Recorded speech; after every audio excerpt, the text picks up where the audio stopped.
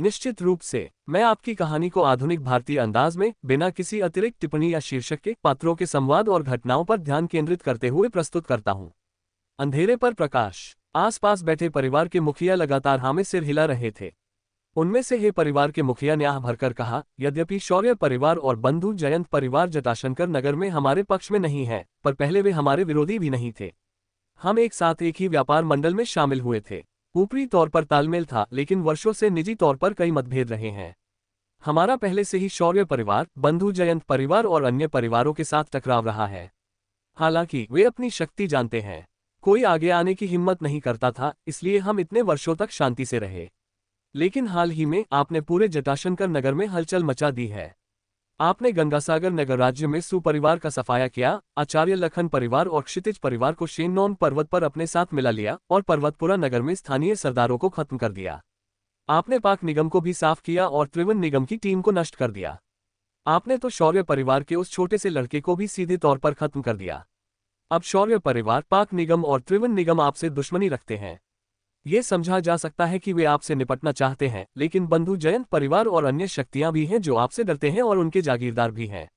यह अच्छी बात नहीं है। इन सभी लोगों ने आपसे छुटकारा पाने के लिए हाथ मिला लिया है। फिर वे हम पर हमला करेंगे। हे मुखिया ने धीरे से आह भरी। वह जानता था कि इसके लिए आयुष को दोषी नहीं ठहराया जा सकता। शौर्य और बंधु जयंत परिवार पहले से ही उनके विरोधी थे। संघर्ष होना केवल समय की बात थी। अब जब समस्या आ गई है तो ये केवल समय की बात है। आयुष ने जब हे मुखिया की बातें सुनी तो वह हंस पड़ा। आप लोगों ने मुझे सिर्फ शिकायत करने के लिए बुलाया था। अगर ऐसा है तो मुझे लगता है कि आज बात करने की कोई जरूरत नहीं है। आयुष ने खड़े होने का नाटक किया। तभी परमजीत मुखिया तुरंत बोले, युवा मित्र आयुष, आज हम सिर्फ शिकायत करने के लिए नहीं आए हैं। हम उनसे लड़ने के लिए आपके साथ हाथ मिलाने आए हैं। सभी ने जल्दबाजी में सिर हिलाया। आखिरकार आयुष अब वह व्यक्ति नहीं था जिसे वे कमा सके। वर्तमान में आयुष जटाशंकर नगर के पूरब में बैठा था। गंगासागर नगर राज्य उसके उदय का स्थान था, इसलिए गंगासागर नगर राज्य के नंबर 1 व्यक्ति के रूप में उसके पद का उल्लेख करने की स्वाभाविक रूप से कोई आवश्यकता नहीं थी। इतने लंबे समय के बाद दिव्य अमृत जल की मदद से जटाशंकर नगर के पूरब में उसका एक व्यापक नेटवर्क था। ये कहा जा सकता है कि वह पहले ही उस स्तर पर पहुंच चुका था जहां सैकड़ों लोग उसके इशारे पर प्रतिक्रिया करते थे। यदि शौर्य परिवार, बंधु जयंत परिवार, त्रिवन निगम और अन्य परिवारों को शीर्ष स्तर का माना जाता था, तो आयुष की ताकत शीर्ष स्तर की होने के लिए काफी थी। ये जानना जरूरी था कि आयुष के पास अब भी ईडन विला का समर्थन था। वह गंगासागर नगर राज्य के आचार्य लखन परिवार के साथ भी अच्छे संबंध रखता था और उसके अधीन एक शक्ति थी जिसने उन्हें चौंका दिया था। यदि वे आयुष को अपनी तरफ खींच सके तो उन्हें भरोसा था कि वे दूसरे पक्ष को खत्म कर सकते हैं। हालांकि अगर आयुष उनसे अलग रहा तो कुछ भी कहना मुश्किल था। हालांकि दूसरा पक्ष आयुष को निशाना बना रहा था, पर वे जटाशंकर नगर को भी पुनर्गठित करने के लिए दृढ़ थे। वे अन्य परिवारों से निपटते हुए आयुष से भी निपटना चाहते थे। हालांकि आयुष जटाशंकर नगर के पूरब में लौट सकता था और कोई उसका कुछ नहीं बिगाड़ सकता था, लेकिन उनके लिए ऐसा नहीं था। एक पल के लिए सब लोग चुप हो गए। हाथ मिलाने की शर्तें हैं। आयुष के होठों के कोने ऊपर उठे। उसने परमजीत मुखिया की ओर देखा। परमजीत मुखिया ने आयुष की ओर देखा। वह इतने वर्षों से व्यापार जगत में थे, तो वह आयुष के कहने का मतलब कैसे नहीं समझते। उन्होंने तुरंत सिर हिलाया। ठीक है, हर पीढ़ी में प्रतिभाशाली लोग सामने आते हैं और सदियों से सभी नेता उत्कृष्ट रहे हैं। इस बार दूसरे पक्ष को परास्त करने के बाद मैं जटाशंकर नगर व्यापार मंडल के अध्यक्ष का पद छोड़ दूंगा और युवा मित्र आयुष को ये करने दूंगा। मुझे बस यही उम्मीद है कि युवा मित्र आयुष भविष्य में परमजीत परिवार के साथ अच्छा व्यवहार करेंगे। परमजीत मुखिया खड़े होकर बोले। जब दूसरे परिवार के मुखिया ने परमजीत मुखिया का रुख देखा तो वे भी खड़े हो गए। वे मूर्ख नहीं थे। ये तथ्य कि आयुष कुछ ही महीनों में इस स्तर तक पहुंच सकता था, ये दिखाने के लिए काफी था कि वह असाधारण था। इसके अलावा उसके हाथों में जो शक्ति थी वह पहले से ही परमजीत परिवार से ऊपर थी। इसके अतिरिक्त आयुष अब ईडन विला पर निर्भर था। सबसे महत्वपूर्ण बात यह थी कि उन्हें नहीं पता था कि आयुष इतनी जल्दी क्यों आगे बढ़ा था। उसके पीछे किस तरह की शक्ति थी। यही वह चीज थी जिससे वे सबसे ज्यादा डरते थे और समझौता करने को तैयार थे। ऐसा इसलिए था क्योंकि वे सभी धूर्त बूढ़े लोमड़ी थे। वे सभी जानते थे कि आयुष की गति अब बेकाबू थी। भविष्य में जटाशंकर नगर उसी के हाथों में आने वाला था। हे मुखिया आगे बढ़े और बोले, निर्देशक आयुष, हम सब बूढ़े हैं, कृपया अगली पीढ़ी का ध्यान रखें। निर्देशक आयुष, कृपया भविष्य में मेरा ध्यान रखें। एक एक करके परिवार के मुखिया ने अपना रुख व्यक्त करने के लिए खड़े हुए।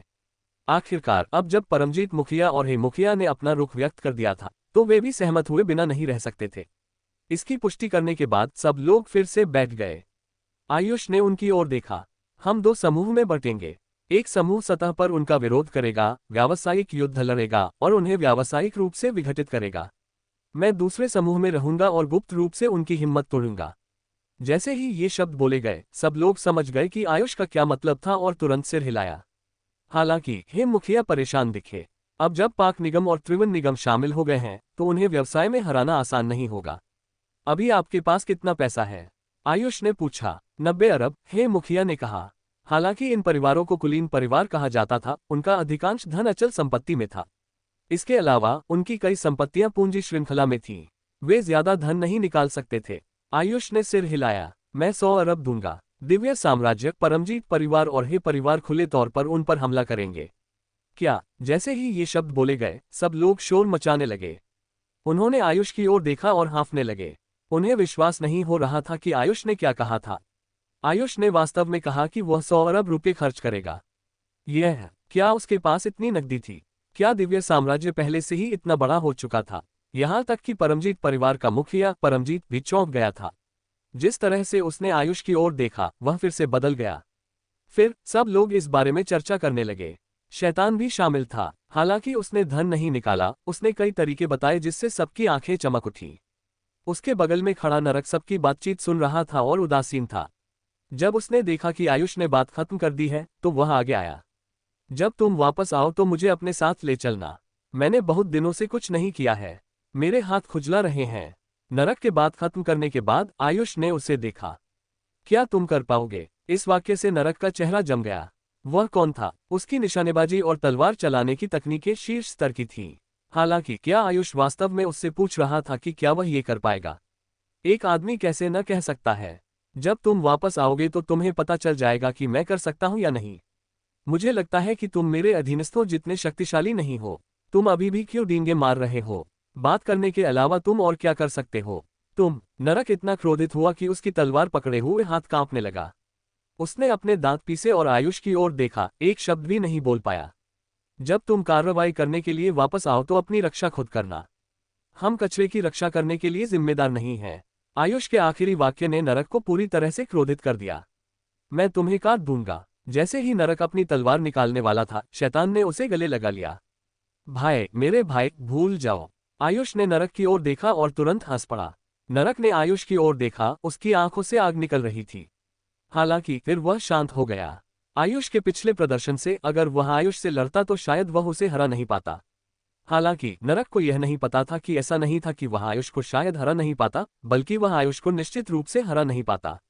अगले कुछ दिनों में माको, नंदिनी और उनकी टीम गंगासागर नगर राज्य और जटाशंकर नगर से लिंग नगर आए। परमजीत परिवार के मुखिया, हे परिवार के मुखिया और दोनों परिवारों के थिंक टैंक ने एक विशाल कमान केंद्र बनाया। अपने हाथों के एक इशारे से 190 अरब रुपये तुरंत फेंक दिए गए।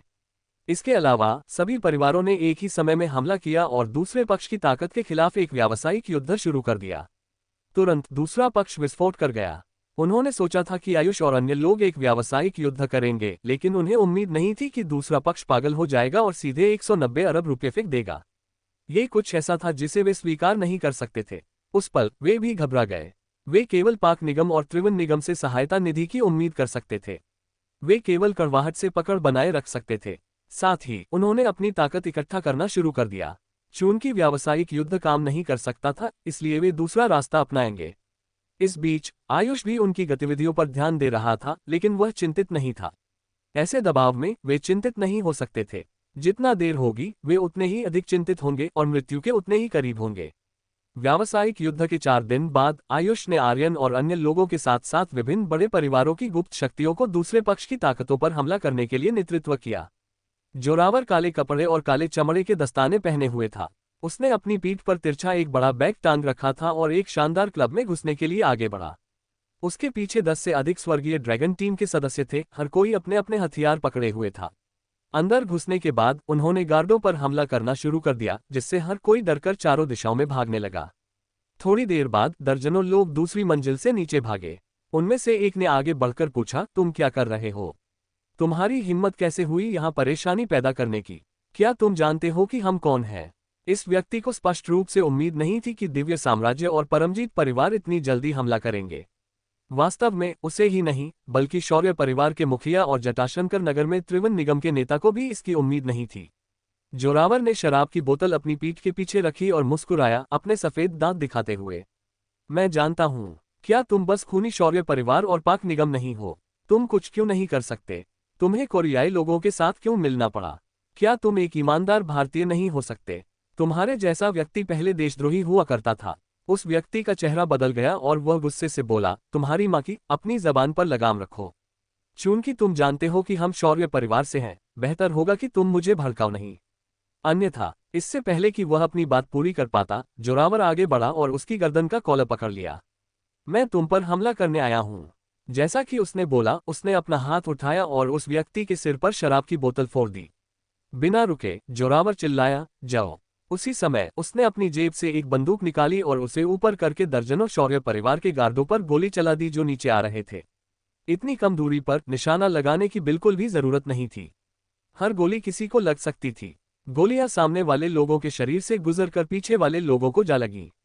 जोरावर के साथ आए सभी लोगों के पास हथियार थे।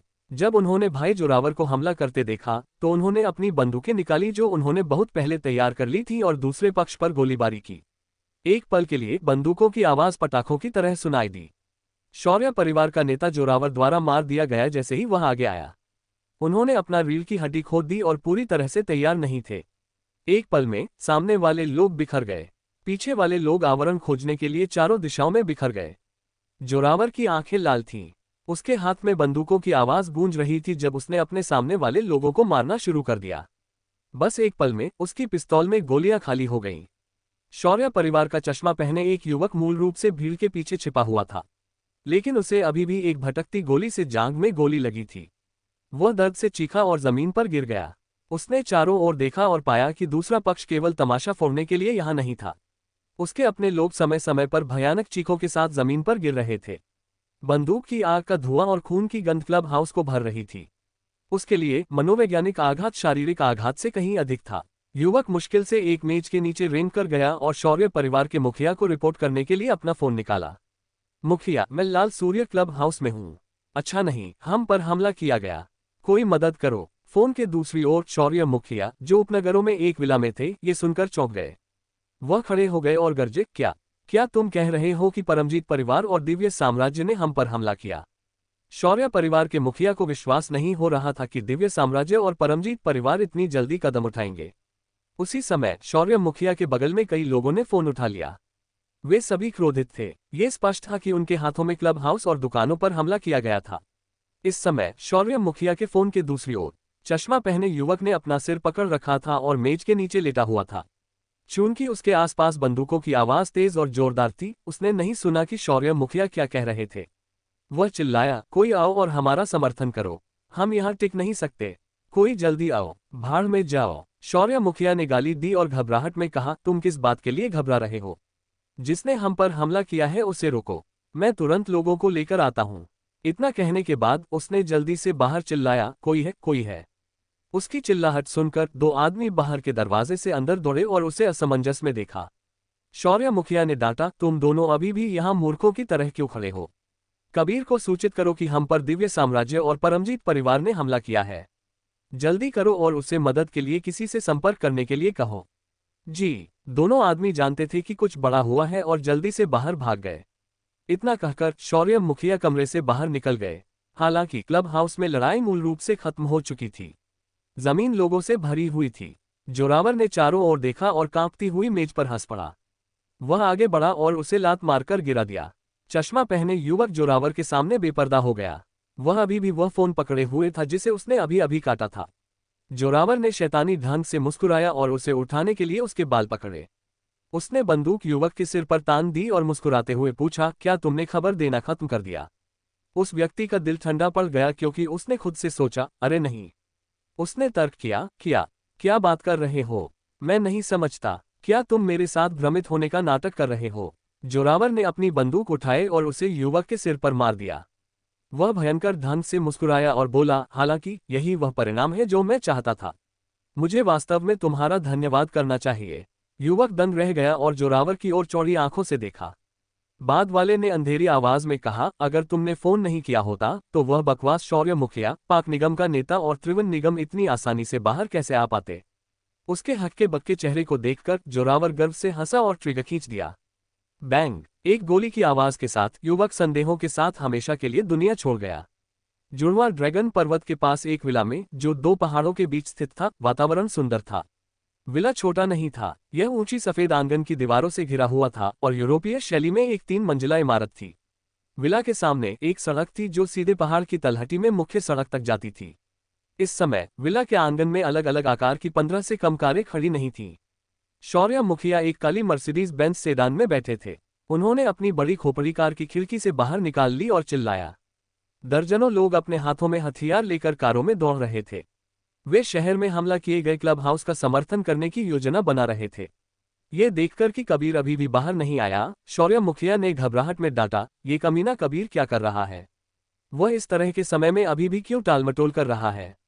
थोड़ी देर में क्लब हाउस को परमजीत परिवार और दिव्य साम्राज्य द्वारा नष्ट कर दिया जाएगा। जैसा कि वह बड़बड़ा रहा था, कबीर एक अप्रसन्न अभिव्यक्ति के साथ छोटी इमारत से बाहर भागा। जैसे ही वह भागा, उसने अपनी शर्ट के बटन लगाए और शौर्य मुखिया के पास आया। उसने पूछा, मैंने सुना कि शहर में क्लब हाउस पर हमला किया गया। यह असंभव है ना? सत्यनारायण का चेहरा गुस्से से हल्का लाल हो गया था। वह क्रोधित तो था, लेकिन सामने वाले का पृष्ठभूमि साधारण नहीं था।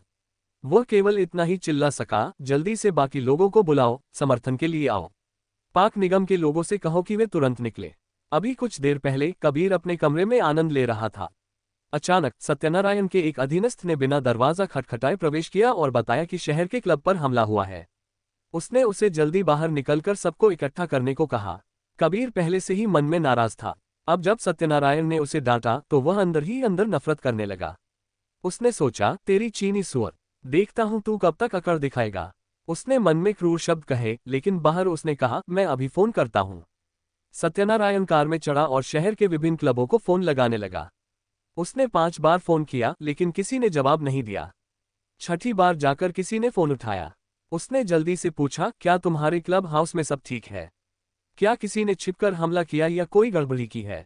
दूसरी तरफ वाला चौंक गया और उत्सुकता से पूछा, यहाँ तो सब शांत है। कोई हमला नहीं, क्या हुआ? कुछ नहीं, रक्त रश्मि क्लब हाउस पर घात लगाकर हमला हुआ है। मैंने कई क्लब हाउसों को फोन किया, लेकिन किसी ने नहीं उठाया। जाओ और विभिन्न क्लब हाउसों में देखो क्या चल रहा है। साथ ही अपनी शक्तियों को रक्त रश्मि क्लब हाउस के समर्थन के लिए खींचो। हमें जल्दी करनी होगी, हम भी जल्द ही पहुंच रहे हैं। जी। फोन के दूसरी तरफ वाले व्यक्ति ने जवाब दिया और फोन काट दिया। दर्जनों कारें विला के गेट से निकलीं और पहाड़ के रास्ते से मुख्य सड़क की तरफ बढ़ीं। जैसे ही वे पहाड़ के नीचे पहुंचे, सड़क पर कुछ बड़े पेड़ों के कारण रास्ता रुक गया। कारें गुजर नहीं सकती थीं। जब कार रुकी, सत्यनारायण ने सिर बाहर निकालकर चिल्लाया, क्या हो रहा है? जल्दी करो और जाओ। कोई दौड़कर आया और घबरा कर कहा, मालिक, आगे का रास्ता कुछ ठूंठों से अवरुद्ध है, हम गुजर नहीं सकते। बेकार, कबीर ने उन्हें डांटा। तो तुम अभी भी वहां क्यों खड़े हो? जल्दी से किसी को ढूंढो और इसे हटाओ। तुम जितने चिंतित होगे उतनी ही परेशानी होगी। मुझे आमतौर पर सड़क पर ठूंठ क्यों नहीं दिखते? इस बिंदु पर उसके बगल के एक परिवार प्रमुख को अचानक लगा कि कुछ गड़बड़ है और उसने घबराकर कहा, मालिक सत्यनारायण, ये ठूंठ किसी और समय क्यों नहीं गिरा? यह इसी समय क्यों गिरा? क्या ये कोई जाल हो सकता है? मालिक सत्यनारायण ने होंठ सिकुड़े और कहा, जाल? कैसा जाल? अगर तुम्हें डर लग रहा है तो वापस जाओ। मेरा मतलब वह नहीं था। परिवार प्रमुख सत्यनारायण द्वारा चुप करा दिया गया। उसने मन ही मन गुस्से से कहा, यह सबसे अच्छा होगा अगर यह एक जाल हो। मैं इस हरामी को मारने के लिए अफरा तफरी का फायदा उठाऊंगा। 7-8 लोग सामने की कारों से बाहर निकले। उन्होंने कोसते हुए उन कुछ ठूंठों को, जो 2 लोगों जितने मोटे थे, सड़क के किनारे हटा दिया। जैसे ही इन लोगों ने ठूंठों को उठाया, पीछे से अचानक एक धरती हिला देने वाला धमाका हुआ। सबसे पीछे वाली कार से एक आग का गोला उठा और फिर चारों दिशाओं से धुआं उठने लगा। पूरी कार जली हुई काली चारकोल जैसी लग रही थी और कार में बैठे लोग हैरानी में आसमान में उड़ गए। धमाके के ठीक बाद काले कपड़े पहने, मुंह पर काला कपड़ा बांधे कई आदमी सड़क के दोनों ओर घने जंगल से निकले। उनके हाथों में एक जैसी राइफलें थीं और उन्होंने ठूंठों को उठाने वाले लोगों पर गोली चलाना शुरू कर दिया। बेचारे लोग चीख भी नहीं पाए और ठूंठों के साथ जमीन पर गिर गए। पल भर में सत्यनारायण का काफिला अफरा तफरी में था और चीखें आसमान में गूंज रही थीं। काले कपड़ों वाले आदमी ज्यादा नहीं थे, 20 से भी कम थे, लेकिन उनकी निशानेबाजी बेहद सटीक थी। वे ऐसे थे जैसे नर्क से बाहर निकलकर आए हों और कारों से भागकर निकले लोगों पर बेरहमी से गोली चला रहे थे। उनके पीछे रॉकेट लॉन्चर पकड़े एक आदमी हंसा। ये वही था जिसने अभी अभी एक गोली से सबसे पिछली कार के टुकड़े टुकड़े कर दिए थे। उसके पीछे दो लोग पिस्तौलें पकड़े हुए थे। हंसने वाला व्यक्ति कोई और नहीं, आर्यन था। इस समय वह अपने बगल के दो टीमों के भाइयों को शेखी बघार रहा था। कैसा रहा? मेरी निशानेबाजी खराब नहीं है ना? बंधु आर्यन, आप हम में से निशानेबाजी में दूसरे सर्वश्रेष्ठ हैं। एक भाई के बात खत्म करने के बाद उसके बगल के भाई ने पूछा, मैं दूसरे स्थान पर क्यों हूं? वह इसलिए क्योंकि बंधु आयुष पहले स्थान पर है। तुरंत सबने जोरदार तरीके से सिर हिलाया। आर्यन ने अपनी कमर के पीछे से एक और पिस्तौल निकाली और अपने पीछे के दोनों लोगों से कहा, अब हमारी बारी है। इतना कहकर उसने अपनी बंदूक उठाए और एक हटे कट्टे आदमी को मार डाला जो अभी अभी कार से बाहर निकला था और उन पर गोली चलाने ही वाला था। उसके पीछे के दोनों लोग हंसे और अपनी बंदूकें उठाकर गोली चलाने लगे। सत्यनारायण के पास संख्या का फायदा था, लेकिन उन्हें मानसिक रूप से भारी नुकसान हुआ था। उन्हें घात लगाने वाले काले कपड़ों वाले आदमियों के बारे में कुछ नहीं पता था। उन्हें यह भी नहीं पता था कि दूसरी तरफ से कितने लोग भेजे गए थे। जैसे ही लड़ाई शुरू हुई, उनके पक्ष के 10 से ज्यादा लोगों को गोली लगी और वे मर गए। जैसे ही उनका साहस कम हुआ, सत्यनारायण के सुरक्षाकर्मी आगे लड़ने के मूड में नहीं थे। बहुत से लोगों ने कुछ गोलियां चलाईं और सड़क के बगल के जंगल में भाग गए। सत्यनारायण जोर जोर से चिल्लाया, लेकिन इस समय उसकी कोई नहीं सुन रहा था। वे सब भाग रहे थे। कबीर ने सत्यनारायण के कपड़े पकड़े और जोर जोर से चिल्लाया, देखो ये हैं तुम्हारे बकवास अधीनस्थ, उनसे कहो कि डटे रहें। सत्यनारायण ने अपनी गर्दन का कॉलर पकड़े हुए हाथ को खोला और अपनी बंदूक निकाली। तुम्हें बकवास करने की कोई जरूरत नहीं है, मुझे पता है क्या करना है। फिर उसने अपने बगल के एक आदमी की तरफ देखा। बाद वाले ने तुरंत समझ लिया और जंगल की ओर भाग रहे एक आदमी के सिर में गोली मार दी। उसने चिल्लाकर कहा, तुम्हारी मां की गाली, जो भी फिर से भागने की हिम्मत करेगा मैं उसे मार डालूंगा। ये शब्द वास्तव में उपयोगी थे। बचे हुए 20 से अधिक लोग सत्यनारायण और कबीर के चारों ओर जमा हो गए। कुछ लोग अपनी कारों को एक एक करके आगे लाए। कारों को अर्धवृत्त में व्यवस्थित किया गया था और सत्यनारायण ने कारों को आवरण के रूप में इस्तेमाल किया और काले कपड़ों वाले आदमियों पर जवाबी हमला किया। आर्यन जिन लोगों को लाया था वे सब दिव्य गरुड़ दल के सदस्य थे। उनमें से हर कोई कुलीनों में से कुलीन था। इन लोगों में से किसी को भी अगर जटाशन कर सुरक्षा निगम में रखा जाता तो वह करोड़ों का वार्षिक वेतन पा सकता था। हालांकि कम संख्या के कारण 10 से अधिक लोग सत्यनारायण द्वारा दबा दिए गए। उन्हें आवरण ढूंढकर छिपने के लिए मजबूर होना पड़ा। कुछ देर के लिए सत्यनारायण से निपटने का कोई रास्ता नहीं था। दोनों पक्षों ने गोलियों का आदान प्रदान किया। गोलियां हवा में लगातार आती जाती रहीं और कार से टकराकर खनखनाहट पैदा करती रहीं। जब लोगों ने ये सुना तो उनकी नसें बेहद तनावग्रस्त हो गईं। हमने बहुत समय बर्बाद कर दिया है, आर्यन ने अपने पीछे के दोनों लोगों से कहा। हम कब तक ऐसे लड़ते रहेंगे? बंधु आयुष अभी भी इंतजार कर रहे हैं। एक युवक ने पूछा, बंधु आर्यन, क्या आप ग्रेनेड नहीं लाए? अगर आप सामने की कारों को उड़ा देते हैं तो यह आसान हो जाएगा। मैं ये कैसे भूल गया। आर्यन ने अपना सिर पीटा और जल्दी से अपनी कमर से एक ग्रेनेड निकाला। वह हंसा और सुरक्षा क्लिप को खींच लिया। देखते हैं तुम इस बार इसे कैसे छिपाते हो। इतना कहकर वह नीचे झुका और जमीन के विपरीत ग्रेनेड फेंक दिया। उसके हाथ से निकला ग्रेनेड लुढ़का और सत्यनारायण की एक कार के नीचे चला गया। 3 सेकंड के बाद एक गड़गड़ाहट भरा धमाका हुआ। कार जमीन से 1 फुट ऊपर उड़ते हुए एक विशाल जलते हुए आग के गोले जैसी थी। कार के टुकड़े चारों दिशाओं में उछले। कार के पीछे छिपे कुछ लोगों की सबसे बुरी हालत हुई। वे धमाके से उत्पन्न झटके से सीधे हवा में उड़ गए। उनके शरीर टूटे हुए कांच, लोहे के टुकड़ों और अन्य चीजों से भरे हुए थे। वे हवा में ही मर चुके थे। बाकी लोगों को भी हवा के झटके से पीछे धकेल दिया गया। कई लोगों को टुकड़ों से चोट लगी और वे जमीन पर गिरकर कराहने लगे। आर्यन ये देखकर खुश हो गया। उसने मन में चिल्लाया, मारो। जो गोलियां अभी अभी रुकी थीं, वे फिर से गूंज उठीं। वे पहले से भी ज्यादा तीव्र थीं। आर्यन और अन्य दो ने आगे बढ़कर सत्यनारायण की तरफ दौड़ लगाए। उन्होंने अपनी बंदूकों से एक पल के लिए भी रुकना नहीं चाहा। तीनों तेजी से आगे नहीं बढ़े। यह ज्यादातर ऐसा था जैसे वे टहल रहे हों। हालांकि जब उन्होंने ट्रिगर खींचा तो वे धीमे नहीं थे।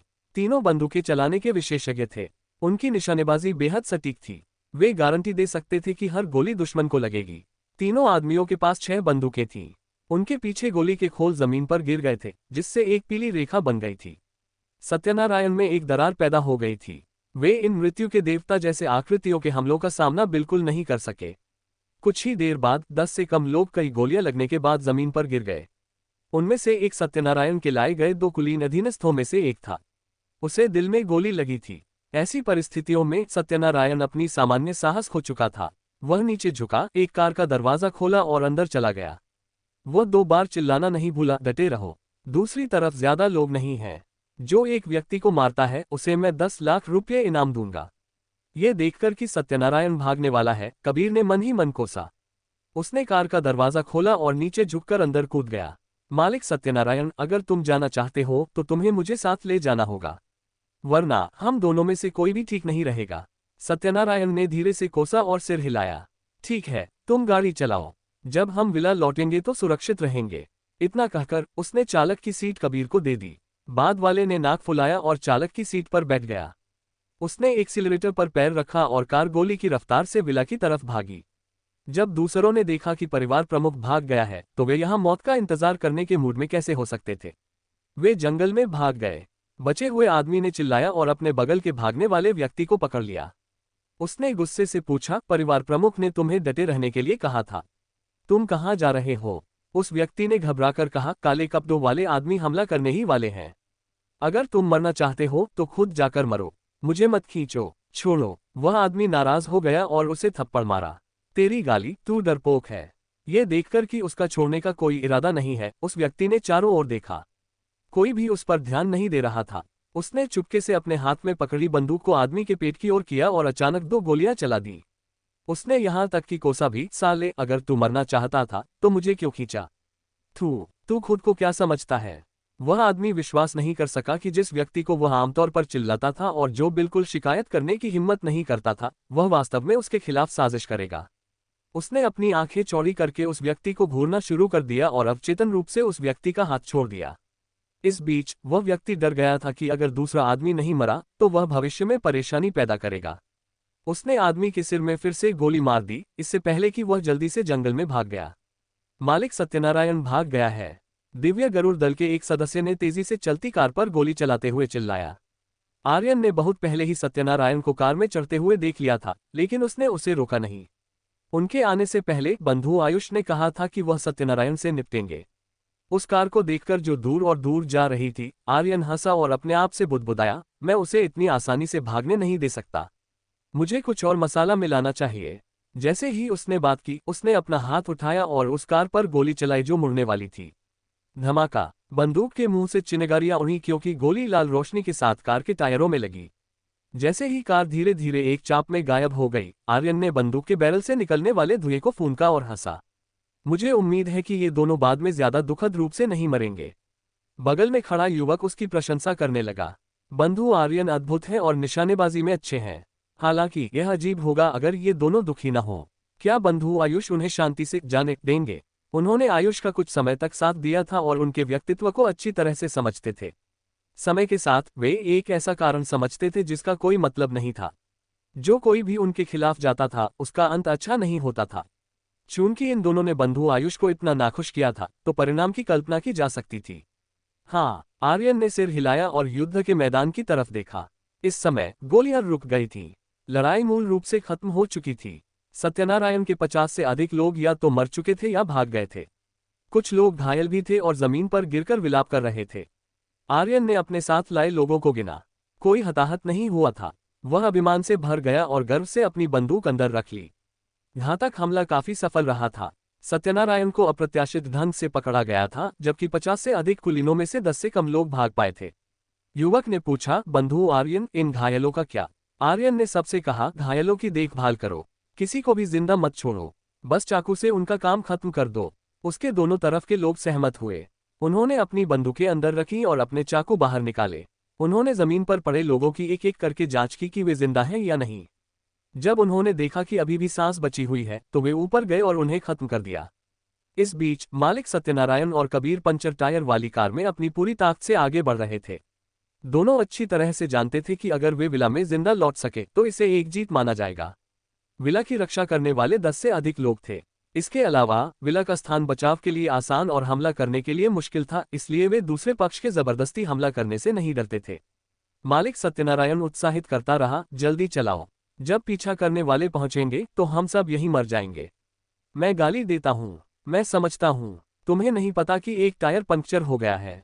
मैं भी तेज जाना चाहता हूं। बंदूक क्षितिज और भी ज्यादा चिंतित हो गया और जोर जोर से चिल्लाया। इस समय उसके माथे पर ठंडा पसीना आ गया। उसने मन ही मन सोचा कि उसने वास्तव में एक भूत देखा है। ये चीनी सुअर इतने भयंकर क्यों थे? वे सब ऐसे दिखते थे जैसे उन्होंने शक्ति की गोलियां खाए हों और बहुत मजबूत हों। इस बीच मालिक सत्यनारायण नफरत से भर गया था। उसने चुपचाप योजना बनाई कि अगर वह इस विपदा से बच गया तो वह इस मोटे को चाहे कुछ भी हो जाए मार डालेगा। ये जापानी कुत्ता। कबीर के मन में भी एक योजना थी। वह लंबे समय से इस आदमी के उंगली दिखाने से परेशान हो चुका था। उसने मन ही मन सोचा कि वह बाद में मालिक सत्यनारायण को मारने का एक अवसर ढूंढेगा। संयोग से इस बार किसी ने घात लगाकर हमला किया था, इसलिए वह सभी को एक स्पष्टीकरण दे सकता था। दोनों अपने अपने छिपे हुए इरादों के साथ 3 पहियों वाली कार में विला की तरफ वापस चल रहे थे। दूर विला की छोटी सी इमारत देखकर दोनों ने एक ही समय में राहत की सांस ली। जैसे ही कबीर गाड़ी चला रहा था, उसने धीरे से अपनी कमर पर पिस्तौल को छुआ। उसकी आंखों के कोने से उसने देखा कि मालिक सत्यनारायण का ध्यान उसके सामने केंद्रित था। वह चुपके से खुश था और चुपचाप पिस्तौल निकाली और उसे मालिक सत्यनारायण के पेट की ओर इशारा किया। चूंकि वह एक हाथ से गाड़ी चला रहा था, कार की रफ्तार धीमी हो गई। मालिक सत्यनारायण ने घूमकर गुस्से से कहा, क्या हो रहा है? जल्दी चलाओ। उसने अपनी बात पूरी नहीं की क्योंकि उसका स्वागत एक काली बंदूक की नोक ने किया। कबीर की भयंकर आंखें देखकर मालिक सत्यनारायण का दिल कांप गया। उसे पता था कि कुछ गलत है। उसने अनुमान लगाया कि कबीर उसे मारने वाला है, लेकिन उसने हैरान होने का ढोंग किया और पूछा, तुम्हारा क्या मतलब है? जब कबीर ने देखा कि दूसरे पक्ष ने उसे ढूंढ लिया है तो उसने बस कार रोक दी और बंदूक के बैरल से मालिक सत्यनारायण के सिर पर ठोका। उसने भयंकर रूप से कहा, तुम्हारा क्या मतलब है? तुम्हारे जैसा बुद्धिमान व्यक्ति कैसे नहीं जानता कि मेरा क्या मतलब है? मालिक सत्यनारायण, मैं तुम्हें बताता हूं, क्या तुम वास्तव में सोचते हो कि 3 शक्ति वित्त समूह आयुष को नष्ट करने आया था? हम अभी भी जटाशंकर नगर पर कब्जा करना चाहते हैं। हालांकि मैं देखता हूं कि तुम बहुत आज्ञाकारी नहीं हो, इसलिए मैं किसी और आज्ञाकारी व्यक्ति को ढूंढना चाहता हूं ताकि हम जटाशंकर नगर में खुद को स्थापित कर सकें। कबीर की उंगली धीरे धीरे ट्रिगर को खींचने लगी। मालिक सत्यनारायण को पसीना आ गया और उसने जल्दी से कहा, रुको रुको, मुझे समझाने दो। कबीर ने उसे थप्पड़ मारा और अभिमान से मुस्कुराया। नर्क में जाओ और समझाओ। मालिक सत्यनारायण की टकटकी कबीर के पीछे की दिशा में भटकी। वह आश्चर्य से चिल्लाए बिना नहीं रह सका, आयुष। कबीर चौंक गया और जल्दी से घूम गया। हालांकि उसके पीछे एक खाली जगह थी। वहां कोई नहीं था। उसने मन ही मन चिल्लाया कि उसे धोखा दिया गया है। वह ट्रिगर खींचने ही वाला था, लेकिन बहुत देर हो चुकी थी। मालिक सत्यनारायण ने उसके घूमने का फायदा उठाया और उसकी कलाई को पकड़ लिया और उसे जोर से ऊपर उठा दिया। धमाका! एक बंदूक की आवाज आई और गोली मालिक सत्यनारायण के सिर के पास से निकल गई।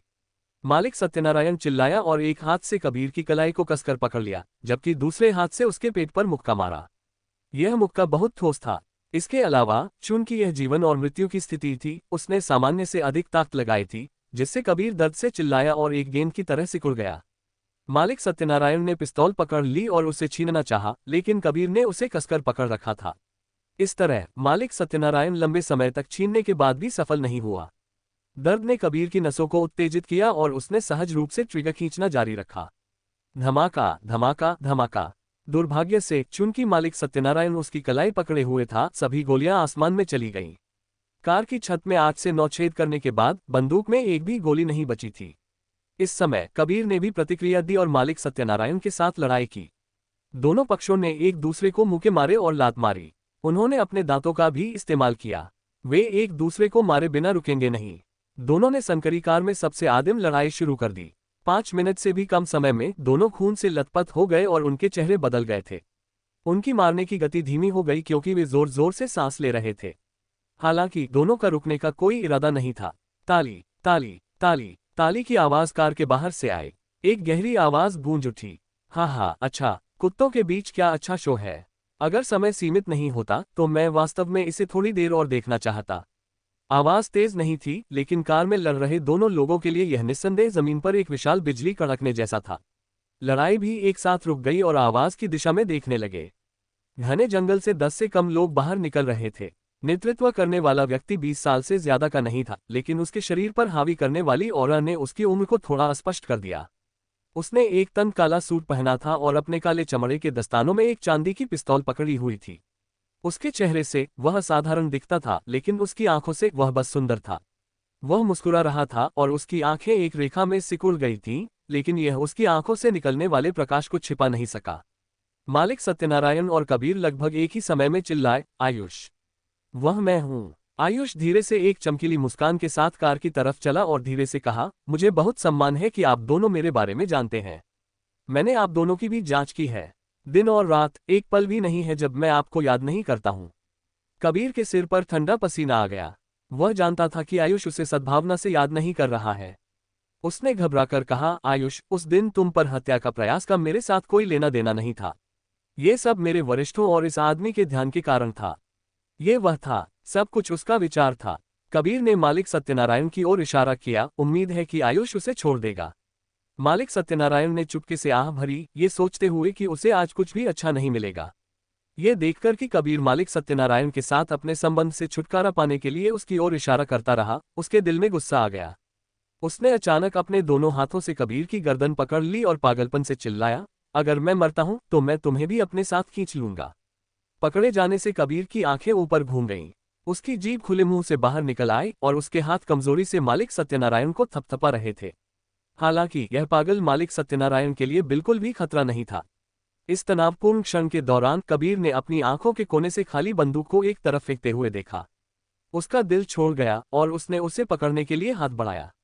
उसने मालिक सत्यनारायण के सिर पर वार करने के लिए अपनी पूरी ताकत का इस्तेमाल किया। मालिक सत्यनारायण ने एक धीमी आह भरी। उसके सिर से खून बह निकला और वह एक विलाप के साथ कार की सीट पर गिर गया। उसके हाथ स्वचालित रूप से छूट गए। कबीर ने अपनी गर्दन को रगड़ा और जोर जोर से सांस ली।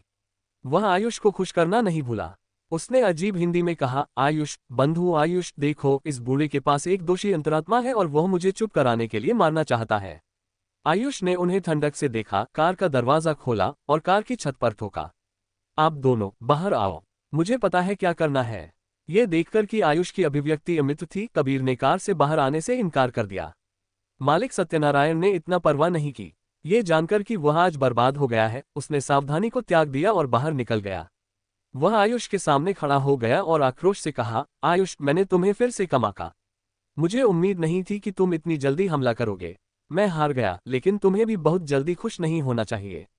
कोई ना कोई तुमसे हिसाब लेने आएगा, बस इंतजार करो। हा हा हा हा। मालिक सत्यनारायण पागलपन से हंसा। आयुष ने हंसकर कहा, मालिक सत्यनारायण, मुझे पता है कि तुम बहुत नाराज हो। तुम जानते हो कि मेरे घातक हमला से तुम्हें बहुत दुख हुआ है। मैं तुम्हें लड़ने का एक और अवसर दूंगा।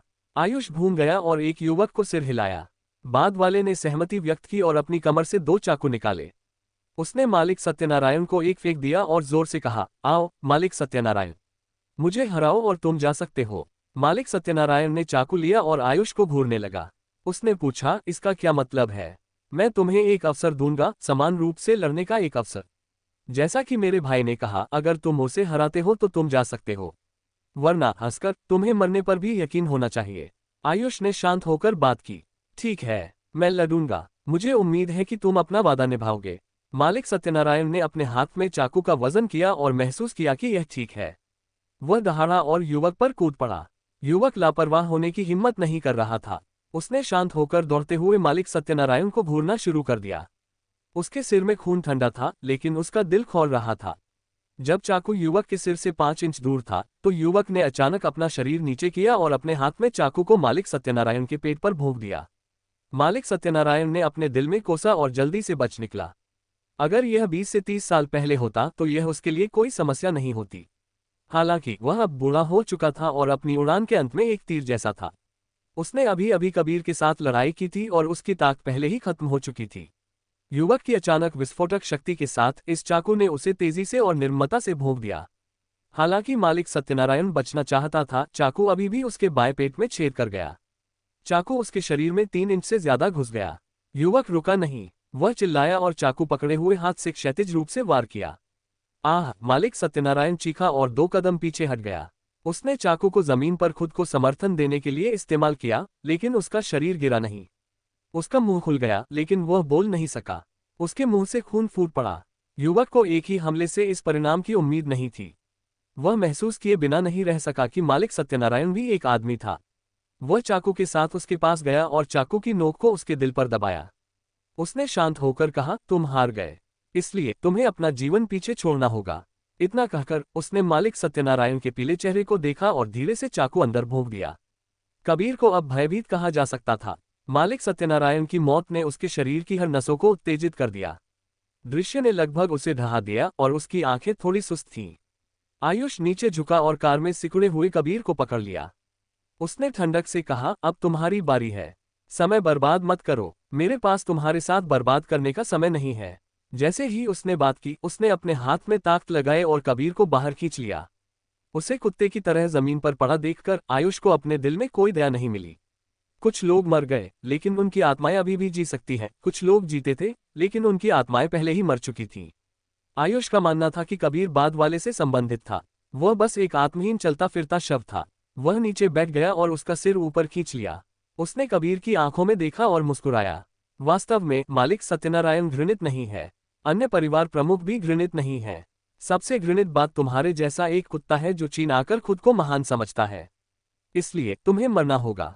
तुमने इसके लिए पूछा था। मुझे दोष मत दो। चीन में शेखी बघारने की तुम्हारी बारी नहीं है। हंसकर कबीर अचानक मुस्कुराया। हाँ, मैं मरने के लायक हूँ। लेकिन आयुष, खुद को इतना नेक मत बनाओ। तुम मुझसे बुरे और ज्यादा क्रूर हो। मैं बस नाराज हूं कि मैंने तुम्हें उस दिन रक्त रश्मि क्लब में भागने दिया। मुझे व्यक्तिगत रूप से टीम का नेतृत्व करना चाहिए था और तुम्हें मार देना चाहिए था। आयुष बंदूक लेकर उसके पास गया। बाद वाला जानता था कि उसकी मौत आसन है। वह जोर जोर से रोया और विरोध करने के लिए कुछ नहीं किया। आयुष ने आह भरी और धीमी आवाज में कहा, तुम केवल गलत व्यक्ति को उकसाने के लिए खुद को दोष दे सकते हो। इतना कहकर उसने कबीर की गर्दन पर ट्रिगर खींच दिया। बंदूक की आवाज के बाद फुसफुसाहट की आवाज गायब हो गई। आयुष ने ठंडी टकटकी के साथ जमीन पर पड़े दोनों शवों को देखा।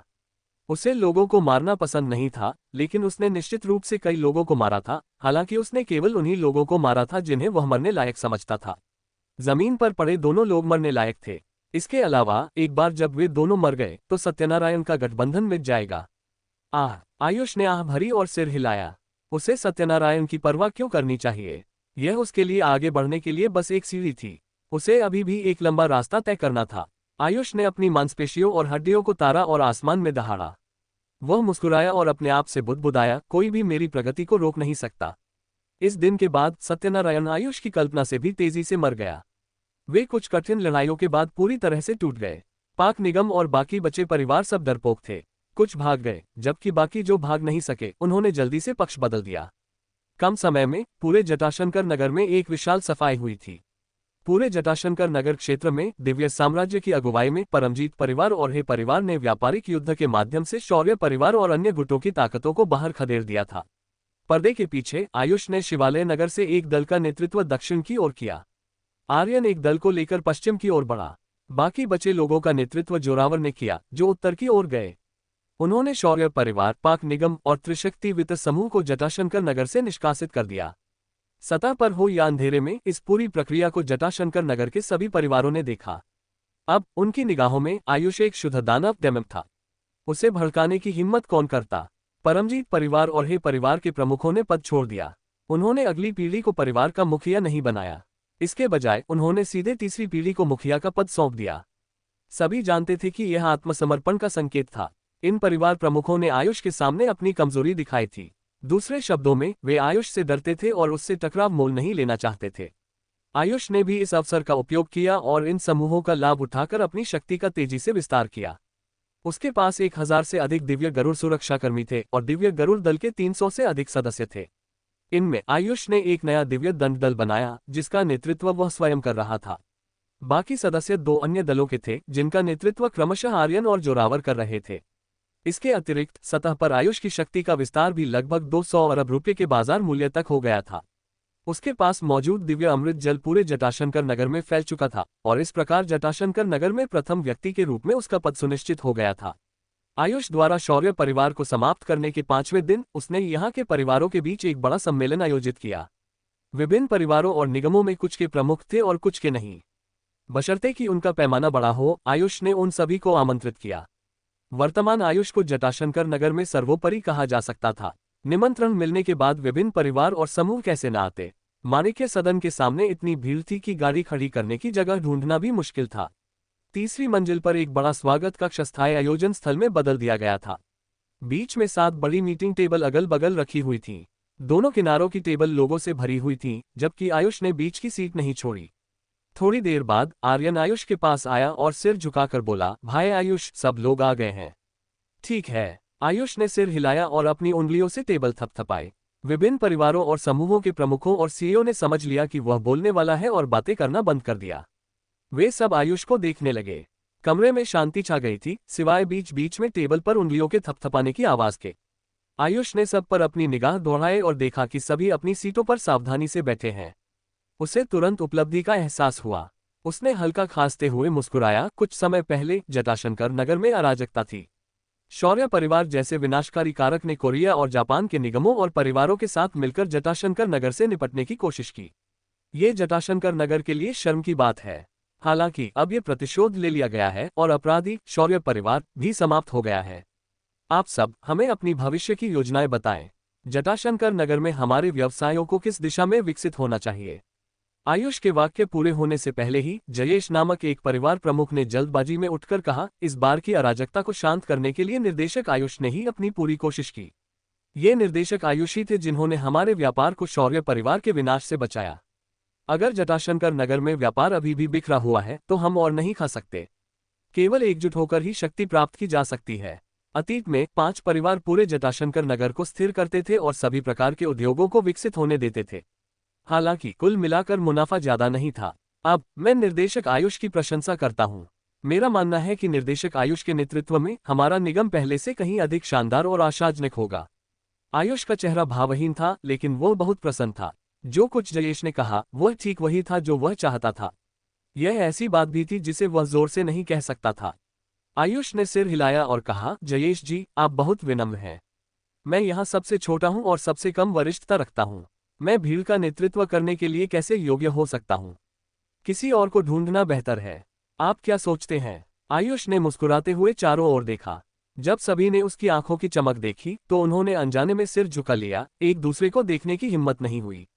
शक्ति ही आभा का प्रतिनिधित्व करती थी और आभा सब कुछ दबा सकती थी। भले ही सभी विरोध करना चाहते थे, लेकिन आयुष की निगाह देखकर और अपने दिल में अपना महत्व आंककर उन्होंने अपने शब्द निगल लिए। वास्तव में जयेश को आयुष ने बहुत पहले ही पैसे देकर यह सब कहने के लिए तैयार कर लिया था। ये देखकर कि सभी चुप थे, जयेश ने अवसर नहीं चूका और कहा, निर्देशक आयुष ही विनम्र हो रहे हैं।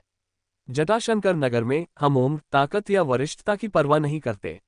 भाई आयुष की ताकत को देखकर पता चलता है कि वह अकेले शौर्य परिवार को हटा सकते हैं।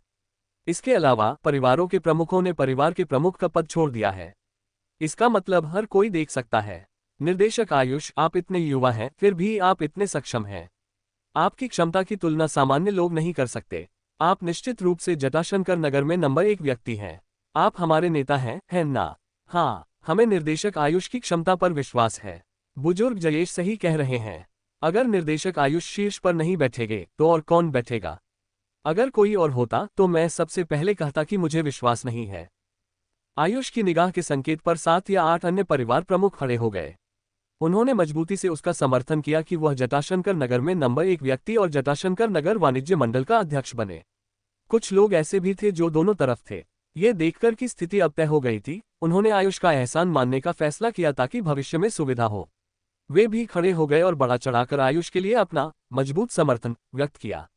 उपस्थित लोग सरल दिमाग वाले नहीं थे। जब उन्होंने ये देखा तो उन्हें मोटा मोटा समझ आ गया। भले ही आयुष ने सतह पर और गुप्त रूप से यह नहीं कहा कि वह जटाशंकर नगर के व्यापार जगत का प्रमुख बनना चाहता है, लेकिन उसने वास्तव में आंतरिक रूप से निर्णय ले लिया था। उन्हें इस पहलू में उसे क्यों नाराज करना चाहिए और भविष्य के लिए परेशानी का एक स्रोत छोड़ना चाहिए।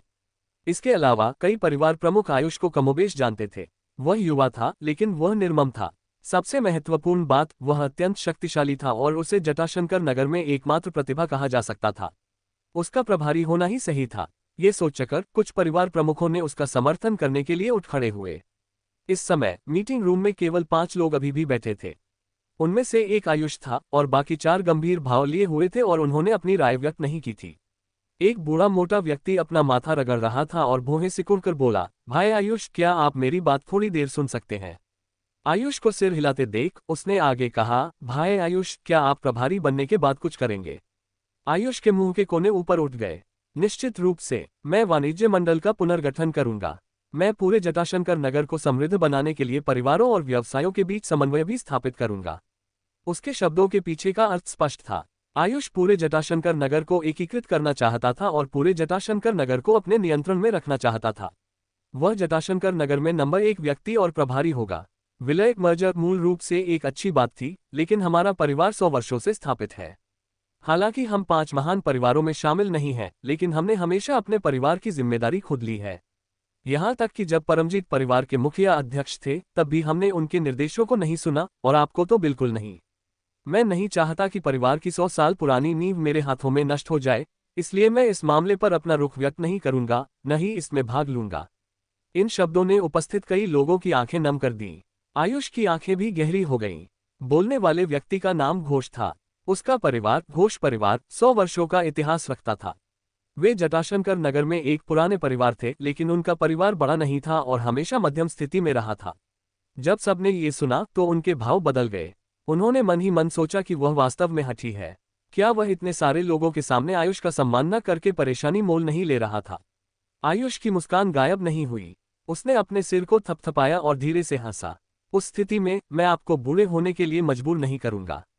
हालांकि सभी एक ही रास्ते पर हैं। मुझे उम्मीद है कि आप इस पर विचार करेंगे। बेशक मैं किसी को मजबूर नहीं करूंगा। अगर किसी की कोई राय है तो बेझिझक बोले। आयुष के अपनी बात पूरी करने से पहले ही जयेश एक नाखुश भाव के साथ घोष के पास आया और असंतोष से कहा, बुजुर्ग घोष, आपको स्थिति समझनी होगी। सभी ने एक साथ काम करने पर सहमति व्यक्त की, लेकिन आप अकेले ही आपत्ति कर रहे हैं। देखिए, यहाँ किसका परिवार आपके परिवार से छोटा है? हमारे परिवार का उदय और विलय केवल समय की बात है। जैसा कि निर्देशक आयुष ने कहा, ये चलन है। यही एकमात्र तरीका है जिससे हम सब मिलकर पैसा कमा सकते हैं। घोष ने उपहास किया। जयेश, यह आपके पूछने की जगह नहीं है कि हमारे परिवार के मामले क्या हैं। दूसरे परवाह नहीं कर सकते हैं, लेकिन जब तक मैं, घोष, जीवित हूं, मैं वही नींव नहीं दूंगा जो मेरे पूर्वजों ने बनाई थी। जयेश का भाव बदल गया।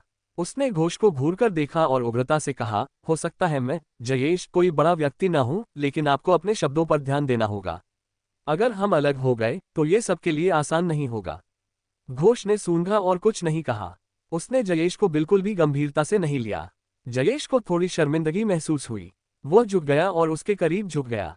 उसने हल्की आवाज में कहा, तो आपने अपनी पुरानी योजना तय कर ली है? आप मजबूती से निर्देशक आयुष के खिलाफ हैं, है ना? घोष ने गहरी आवाज में कहा, मैं पहले ही कह चुका हूं कि भले ही हमारा परिवार शामिल न हो, इसका मतलब यह नहीं है कि मैं इसके खिलाफ हूं। बहुत अच्छा, बहुत अच्छा। जयेश ने आयुष की ओर देखा। बाद वाला अपने हाथ में एक कलम के साथ खेल रहा था। उसका कसकर बंद मुंह थोड़ा सा चांद के आकार में मुड़ा हुआ था। कलम आयुष की उंगलियों के बीच थोड़ी देर तक घूमती रही, इससे पहले कि वह रुक गया और कलम को कसकर पकड़ लिया। उसने अपने अंगूठे से जोर लगाया और कलम को 2 हिस्सों में तोड़ दिया।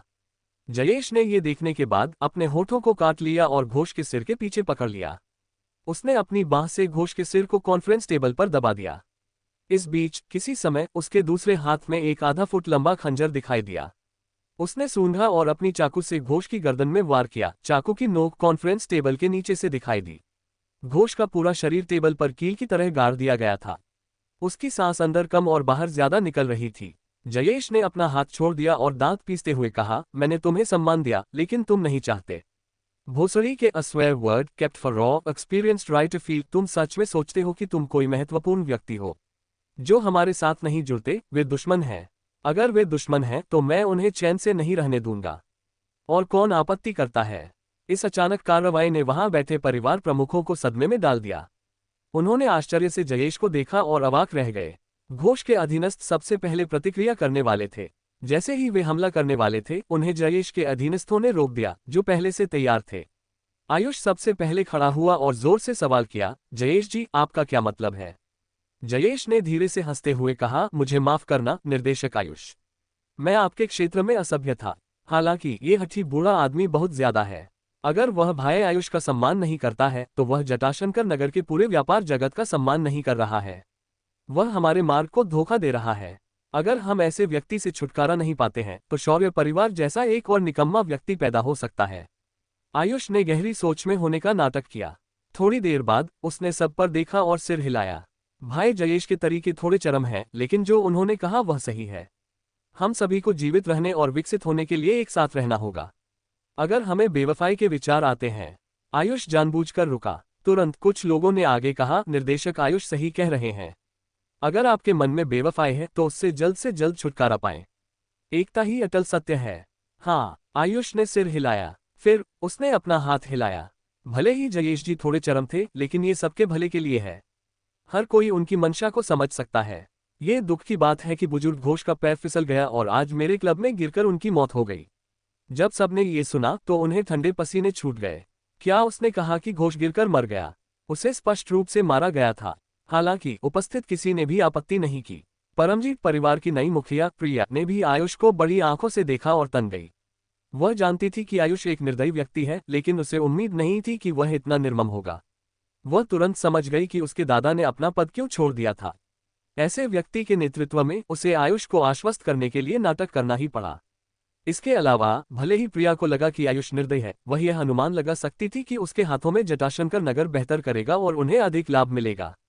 सभी तुरंत चुप हो गए, एक शब्द भी कहने की हिम्मत नहीं हुई। उन सभी ने चुपचाप मान लिया कि बुजुर्ग घोष गिरकर मर गए हैं। आयुष ने सीधे बचे हुए 3 लोगों को देखा और सार्थक ढंग से कहा, विलय के खिलाफ और कौन है? अगर आप सहमत नहीं हैं तो मुझे अभी बताएं। मैं आपके लिए चीजें मुश्किल नहीं करूंगा। आखिरकार हर किसी की अपनी महत्वाकांक्षाएं होती हैं। वे तीनों इतने डर गए थे कि वे हक्के बक्के रह गए। आयुष के बोलने के थोड़ी देर बाद उन्होंने आखिरकार प्रतिक्रिया की। वे कूद पड़े और कहा, मैं विलय से सहमत हूं। निर्देशक आयुष के नेतृत्व में हम निश्चित रूप से सभी कठिनाइयों को दूर कर पाएंगे। हमें आगे बढ़ने से कोई नहीं रोक सकता। ही ठीक है। आयुष मुस्कुराया और अपना हाथ हिलाया, उन तीनों की बकवास को बाधित करते हुए। उसने जयेश को देखा और कहा, चूंकि विलय एक तयशुदा निष्कर्ष है, मैं अब और विनम्र नहीं रहूंगा। आयुष के बोलने के बाद सबने एक सुर में कहा, समझ गए निर्देशक आयुष। हम निश्चित रूप से निर्देशक आयुष के हाथों में चमकेंगे। पूरा जटाशंकर नगर निश्चित रूप से अतीत की तुलना में बेहतर विकसित होगा और समृद्ध होगा। आयुष ने मानिक को सिर हिलाया। बाद वाले ने सफेद कागजों का एक ढेर लिया और वहां बैठे सभी को वितरित किया। आयुष ने मुस्कुराते हुए कहा, यह दंड विनियम पनिशमेंट रेगुलेशन है। आप किस धारा का उल्लंघन करते हैं इससे कोई फर्क नहीं पड़ता, आपको अंततः वाणिज्य मंडल द्वारा दंडित किया जाएगा। सब लोग जब आप वापस जाएं तो इसे याद रखें। मुझे उम्मीद है कि कोई भी धाराओं का उल्लंघन नहीं करेगा, अन्यथा मुझे निर्मम होने के लिए दोष न दें। किसी ने मना करने की हिम्मत नहीं की। उन्होंने अपने हाथों में वाणिज्य मंडल के विनियमों को देखा। एक सफेद कागज के टुकड़े पर कुल 30 धाराएं लिखी हुई थीं। उनके दिल कांप गए। हालांकि कुछ लोगों को लगा कि यह बहुत तर्कसंगत है। अगर वाणिज्य मंडल को प्रबंधित करने के लिए कोई कानून नहीं होता तो ये रेत के ढीले गोले जैसा होता। ये जल्द ही टूट जाएगा। वे भी जल्दी से नियमों को याद कर रहे थे। भले ही 30 से अधिक नियम थे, वे अतिरंजित नहीं थे। उस क्षण सभी ने आयुष का विरोध करना छोड़ दिया। आयुष ने अपने अधीनस्थों से घोष के शव को साफ करने के लिए कहा, इससे पहले कि उसने सबको बैठने और विलय के बाद के मामलों पर चर्चा करने के लिए हाथ हिलाया। घोष के अधीनस्थों की आयुष ने परवाह नहीं की और उन्हें जाने दिया। उन लोगों के चेहरे पर आक्रोश का भाव था, लेकिन उनकी ताकत कम थी।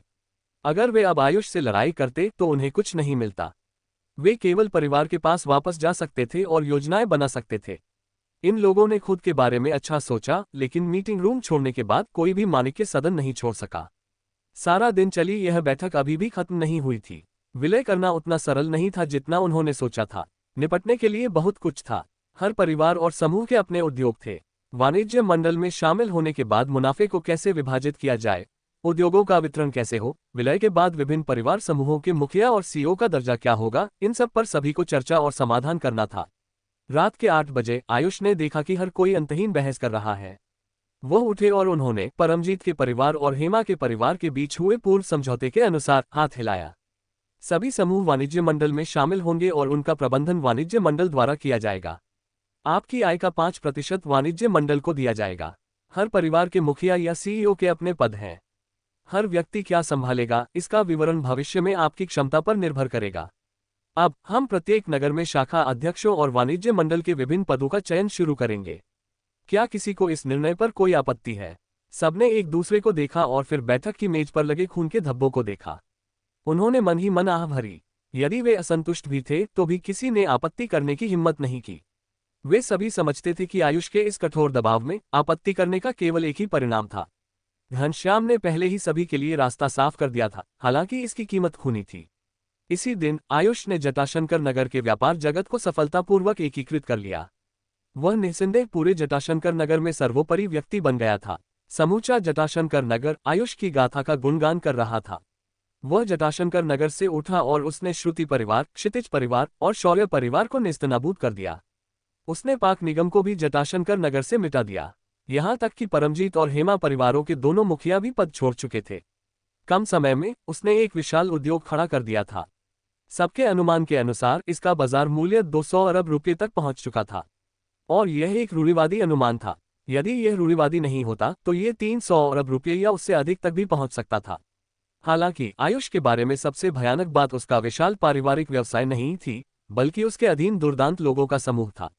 ये दुर्दांत लोग ही आयुष की असली ताकत थे। शौर्य परिवार, पाक निगम और त्रिमूर्ति वित्तीय समूह को कैसे भगाया गया, ये बताने की आवश्यकता नहीं थी। अब तक शौर्य परिवार का मुखिया सामने नहीं आया था। ऐसा लग रहा था जैसे वह धरती के चेहरे से गायब हो गया हो। ये लोगों को शौर्य परिवार के युवा मालिक शौर्य के बेटे की नियति की याद दिलाता था। जटाशंकर नगर के व्यापार जगत को एकीकृत करने के बाद आयुष फिर से एक निश्चिंत प्रबंधक बन गया। उसने वाणिज्य मंडल का मामला मनन और नंदिनी को सौंप दिया। मूल रूप से आयुष ये बोझ नंदिनी के कंधों पर नहीं डालना चाहता था, लेकिन नंदिनी ने कहा कि जो परियोजनाएं आयुष ने उसे सौंपी थीं, वे पहले से ही विकास के अंतिम चरण में थीं और उनका परीक्षण शुरू होने वाला था। वह भी कुछ समय निकालकर कुछ बोझ साझा कर सकती थी। आयुष को स्वाभाविक रूप से कोई आपत्ति नहीं थी। इसी दिन दिव्य गरुड़ प्रासाद में आयुष आंगन में बैठा था। उसके बगल में मेघा और हंसिनी आयुष के लिए हल्की चाय बना रही थीं। मेघा ने आयुष को देखा और आंख झपकाए। भैया, अब आप बूढ़े जैसे क्यों दिखते हैं? आप समय समय पर यहाँ धूप क्यों सेंकते हैं? बच्चे नहीं समझते। जाओ जाओ जाओ, जाकर अपनी फिल्म की शूटिंग करो। नहीं, अभी तो माँ का फोन आया था और पूछा कि क्या आप आजकल व्यस्त हैं। उन्हें डर था कि आप व्यस्त होंगे, इसलिए उन्होंने सीधे आपको फोन करने की हिम्मत नहीं की। मेघा ने अपने लिए एक कप चाय डाली और एक घूंट लिया। उसकी आंखें चमक उठीं। ये कौन सी चाय है? ये बहुत स्वादिष्ट है। ये विंध्य पर्वत की मातृ वृक्ष से प्राप्त दुर्लभ रक्तपर्णी चाय है। ओह, मेघा चाय की पत्तियों को नहीं समझती थी और तुरंत जवाब दिया। फिर वह झुक गई। क्या ये चाय महंगी है? ये महंगी नहीं है। यह एक घूंट चाय केवल कुछ 10,000 रुपये की है। आयुष ने दोनों छोटी लड़कियों को देखा जो इतने सदमे में थी कि लगभग उनका दम घुट गया। उसके होठों के कोने ऊपर उठ गए। इसे थूकना मत। ये चाय की पत्ती विशेष रूप से देवभूमि को दी जाती है। यदि तुम इसे ठीक से नहीं चखोगी तो मुझे नहीं पता कि तुम इसे दोबारा कब पी पाओगी।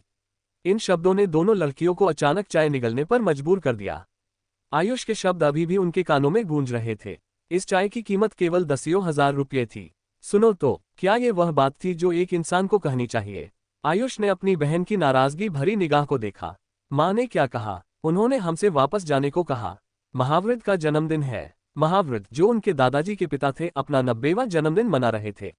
इन शब्दों ने आयुष को तुरंत आंखें घुमाने पर मजबूर कर दिया। मुझे उनके लिए कोई भावना नहीं है। जब मैं वापस जाऊंगा तो बस खाऊंगा और पीऊंगा। हालांकि मैं अभी भी वापस जाकर माँ से मिल सकता हूँ। संयोग से मेरे पास अगले कुछ दिनों में करने के लिए कुछ नहीं है। कुछ समय बाद जब जटाशंकर नगर स्थिर हो जाएगा तो मैं गंगासागर नगर राज्य जाऊंगा। आयुष ने मेघा से बात की, जिसने सिर हिलाया। उनके परदादा महावृत के 4 बेटे थे। आयुष के दादाजी चारों भाइयों में चौथे स्थान पर थे। तार्किक रूप से सबसे छोटे बच्चे को सबसे ज्यादा प्यार मिलना चाहिए। हालांकि आयुष के दादाजी कश्यप ऐसे नहीं थे। इसके बजाय उन्हें सबसे कम पसंद किया जाता था। बाद में आयुष के पिता हर्ष, आयुष और बाकी लोगों को भी वही व्यवहार मिला। इसलिए बचपन से ही उन्हें इस परिवार के लिए कोई भावना नहीं थी। अगले ही पल एक स्क्रीन पॉपअप हुई। जांच पड़ताल मिशन सक्रिय हुआ। 5 दिन बाद बृहद सागर तट के किनारे रास्ते में अतिरिक्त मिशन सक्रिय होंगे। आप अतिरिक्त मिशनों और जांच पड़ताल मिशनों को पूरा करने पर एक परम श्रेणी का पुरस्कार प्राप्त करेंगे। आयुष ने भौहें उठाईं। क्या यह एक और परम श्रेणी का पुरस्कार था? आयुष द्वारा जटाशंकर नगर के मामलों को निपटाने के बाद वह मेघा के साथ जाने ही वाला था कि 2 लोग दरवाजे पर खड़े होकर घंटी बजाने लगे।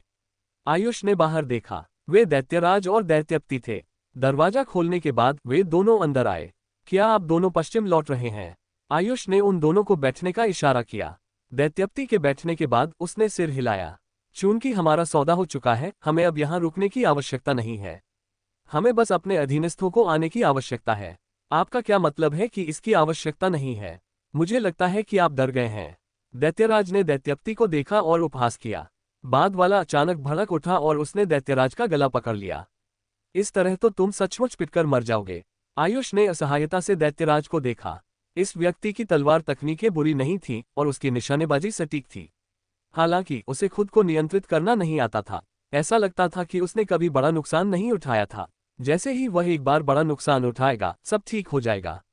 श्रीमान आयुष, आप नंदनवन धाम द्वारा वादा किए गए द्वीप पर किसी भी समय लोगों को भेज सकते हैं। नंदनवन धाम में आपका स्वागत भी है। जब उन महागुरुओं ने जटाशंकर नगर की स्थिति के बारे में सुना तो वे आप में और भी अधिक रुचि लेने लगे। उन्हें उम्मीद होगी कि आप वहां जाएंगे। दैत्यप्ति ने कुछ दिन पहले हुई घटनाओं के बारे में सोचा। वह भी सदमे में था।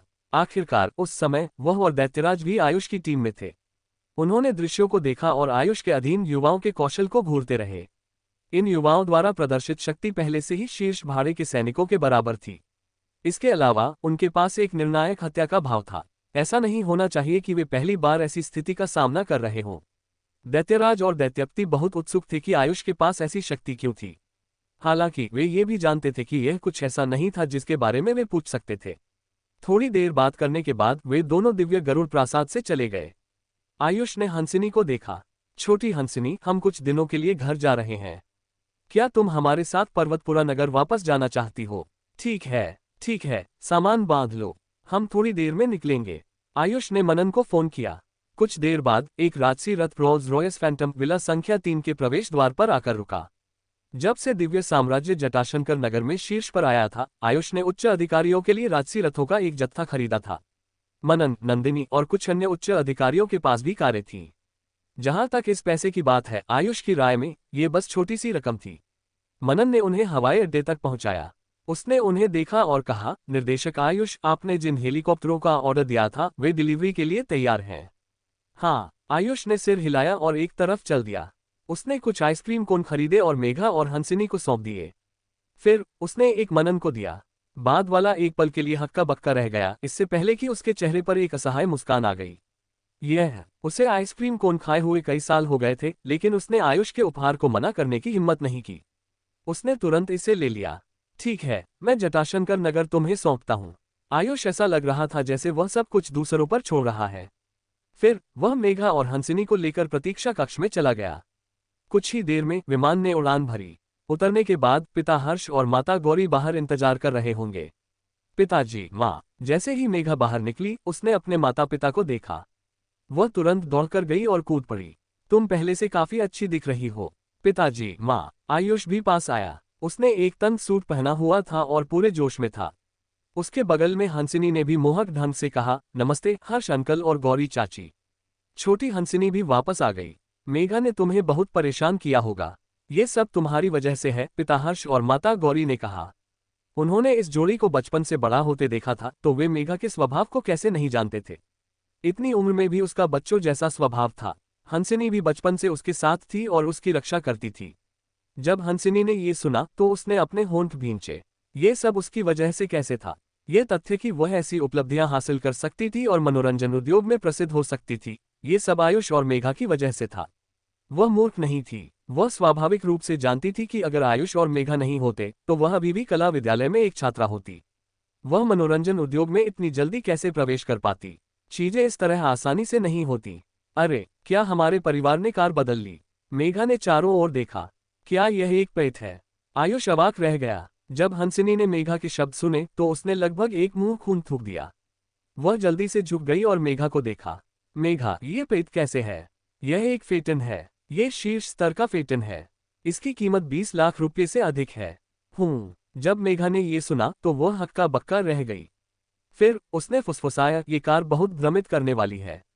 अगली सुबह मेघा घर पर उठी। उसने समय देखा और पाया कि लगभग 9 बज चुके थे। पिछले 6 महीनों में वह हर दिन 7 बजे से पहले उठ जाती थी। ये पहली बार था जब वह इस समय तक सोई थी। ये देखकर कि घर पर केवल उसके माता पिता ही बचे थे, उसने पूछा, पिताजी, माँ, मेरे भाई कहाँ हैं? वह सुबह सुबह इतनी जल्दी क्यों गायब हो गए? वह कहाँ गए? तुम्हारे भाई तुम्हारे दादाजी से मिलने गए हैं। क्या वह उत्तरी पर्वत उद्यान गए हैं? मेघा जानती थी कि उसके दादाजी उत्तरी पर्वत उद्यान के पास रहते थे। वह हर सुबह यहाँ अपनी मांसपेशियों और हड्डियों को आराम देते थे और ताई ची का अभ्यास करते थे। उन्होंने इतने सालों तक बदलाव नहीं किया था, इसलिए उनका शरीर बहुत मजबूत था। इस समय उत्तरी पर्वत उद्यान में सुबह सुबह कई बुजुर्ग यहाँ अपनी मांसपेशियों को खींच रहे थे और ताई ची का अभ्यास कर रहे थे। आयुष ने थोड़ी देर खोजा और देखा कि ताई ची का अभ्यास कर रहे बुजुर्गों के बीच एक बुजुर्ग दोनों हाथों से खुद को गले लगा रहे थे। एक पल वह एक बूढ़े वानर की तरह दिखते थे जो एक पेड़ को गले लगा रहा हो, और अगले ही पल वह एक कुंडलित नाग की तरह दिखते थे जो एक खंभे के चारों ओर लिपट रहा हो। उनके आंदोलन सहज और स्वाभाविक थे, लेकिन उनमें एक विशाल और शानदार आभा थी। दादाजी, आपकी ताइची कलात्मक हो गई है। आयुष पास आया और उसकी आंखों में आश्चर्य के साथ बोला। अरे आयुष! दादाजी कश्यप ने आयुष को देखा और दंग रह गए। वह अपने ट्रैक पर रुक गए, उनकी आंखें आश्चर्य से भरी थीं। मैंने तुम्हारे माता पिता से सुना कि तुम हाल ही में बहुत बदल गए हो, लेकिन मुझे उम्मीद नहीं थी कि तुम इतना बदल जाओगे। तुमने बहुत वजन कम किया है और बहुत अधिक सक्षम हो गए हो। बहुत अच्छा, बहुत अच्छा। उनके बगल में मौजूद बुजुर्गों और महिलाओं ने भी रुककर पूछा, पुराने कश्यप, क्या ये तुम्हारा पोता है? तस्क तस्क, यह जवान लड़का सचमुच सुंदर है। तुम्हारी उम्र कितनी है? क्या अभी भी तुम्हारी कोई प्रेमिका है? मेरी पोती। जब दादाजी कश्यप ने अपने पुराने भाई बहनों को आयुष से बात करते हुए सुना तो उन्हें तुरंत सिरदर्द हो गया। उन्होंने आयुष से कहा, चलो मेरे साथ टहलने चलो। चलो टहलते हैं। दादाजी और पोता झील के किनारे टहलते थे। इस समय दादाजी कश्यप ने अपने शरीर को सीधा किया और अपने बगल में कई पुराने दोस्तों का अभिवादन किया। आयुष उनके बगल में था, जिससे दादाजी कश्यप विशेष रूप से सीधे खड़े थे। ऐसा लग रहा था जैसे वह दूसरों को बता रहे हों कि उनके बगल में खड़ा व्यक्ति उनका सबसे बड़ा पोता है। आयुष ने बुजुर्ग को देखा और मन ही मन हंसा। दादाजी कश्यप ने अपने बगल में आयुष को देखा। आयुष, मैंने तुम्हारे पिता से सुना कि तुम अब जटाशंकर नगर में व्यवसाय कर रहे हो, है ना? हाँ, आयुष ने सिर हिलाया। मैंने तुम्हारे पिता को बचपन से ही यह सिखाया है। एक व्यक्ति के रूप में तुम्हें अपने नैतिक मूल्यों का पालन करना होगा। व्यवसाय के लिए भी यही सच है।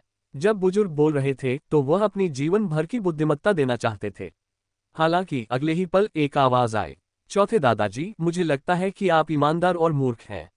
हालांकि आप यह नहीं जानते कि इस दुनिया में सबसे महत्वपूर्ण बात अपनी क्षमता को न दिखाना और दूसरों के साथ प्रतिस्पर्धा न करना है। क्या आप ऐसा नहीं सोचते? इन शब्दों ने आयुष और उनके दादाजी कश्यप को एक ही समय में ऊपर देखने पर मजबूर कर दिया। उन्होंने देखा कि एक युवक उनके सामने खड़ा था। युवक ने सुनहरे किनारों वाले चश्मे पहने हुए थे और उसके अर्धलंबे बाल थे। वह ब्रांडेड कपड़ों में सजे हुए थे और उसके हाथ पर घड़ी चमक रही थी।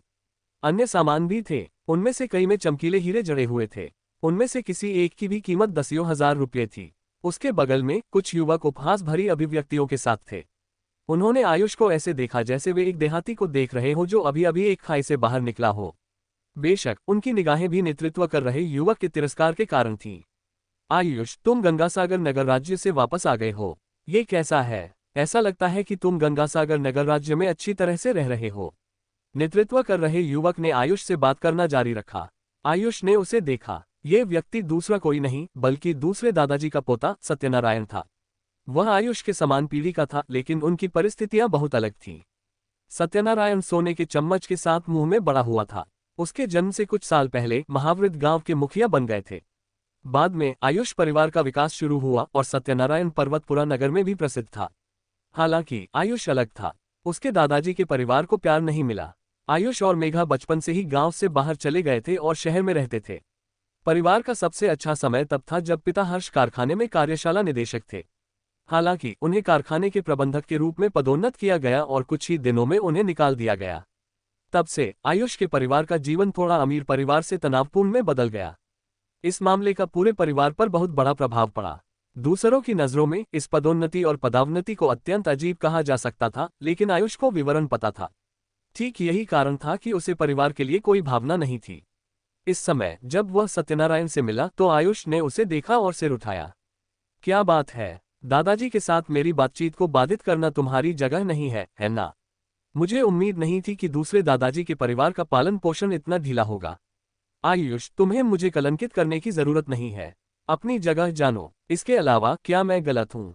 पैसे से बात होती है। ईमानदारी और एक निचली रेखा पैसे के सामने बेकार है। तुम्हारा परिवार बस बहुत जिद्दी है।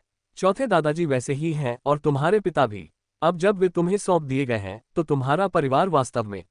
हालांकि यह मत भूलो कि तुम अब जो पहन रहे हो वह सब उस पैसे से है जो तुमने गांव से प्राप्त किया था। तुमने इसे उन ईमानदार किसानों से धोखा दिया जो पीली मिट्टी का सामना कर रहे हैं। आयुष ने उपहास किया। खुद को इतना साफ सुथरा दिखाने की जरूरत नहीं है। तो क्या वे कौन हैं? अगर मैं उनसे उनका पैसा छीन रहा हूं तो क्या? देखते हैं कि क्या वे पादने की हिम्मत करते हैं।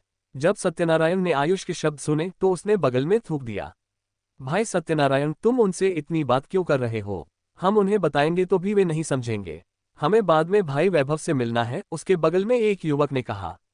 जैसे ही ये शब्द बोले गए, सत्यनारायण ने भी सिर हिलाया। वह उस व्यक्ति को उपेक्षित नहीं कर सकता था। भाई वैभव पर्वतपुरा नगर में युवा मालिकों के पूरे दायरे में एक शीर्ष व्यक्ति था।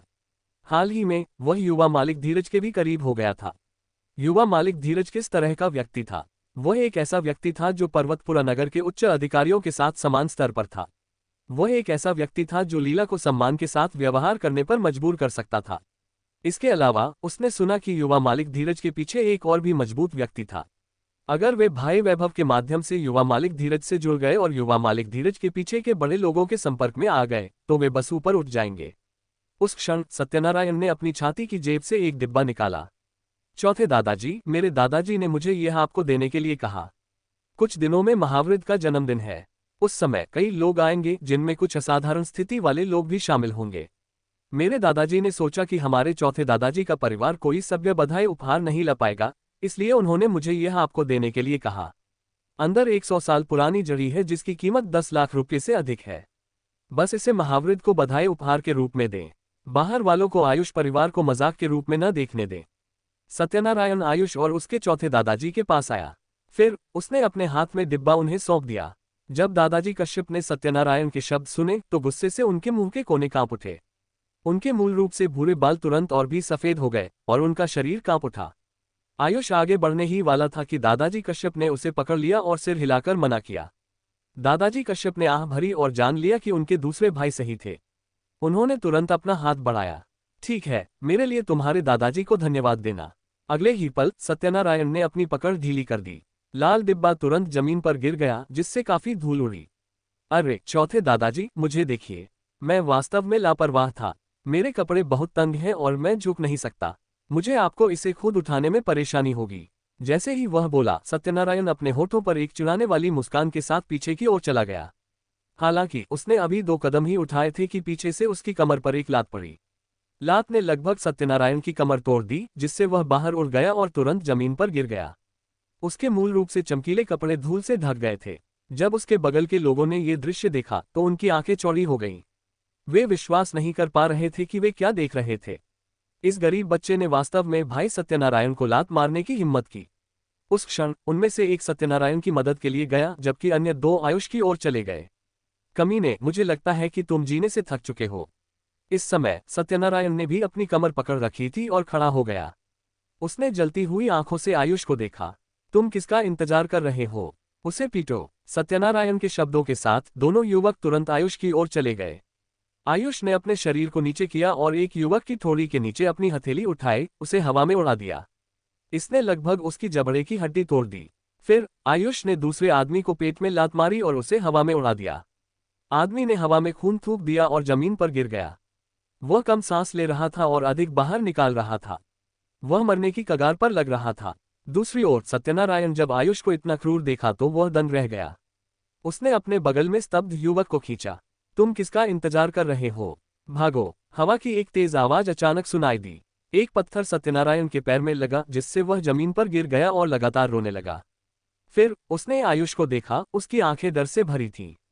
इस समय आयुष उसकी आंखों में एक भयंकर जानवर जैसा था जिसे पिंजरे से छोड़ा गया था। ये बस भयानक था। उसके बगल में उसके दादाजी कश्यप ने आयुष को देखा और अपनी भौहें उठाईं। उन्होंने मन ही मन सोचा कि यह अजीब था।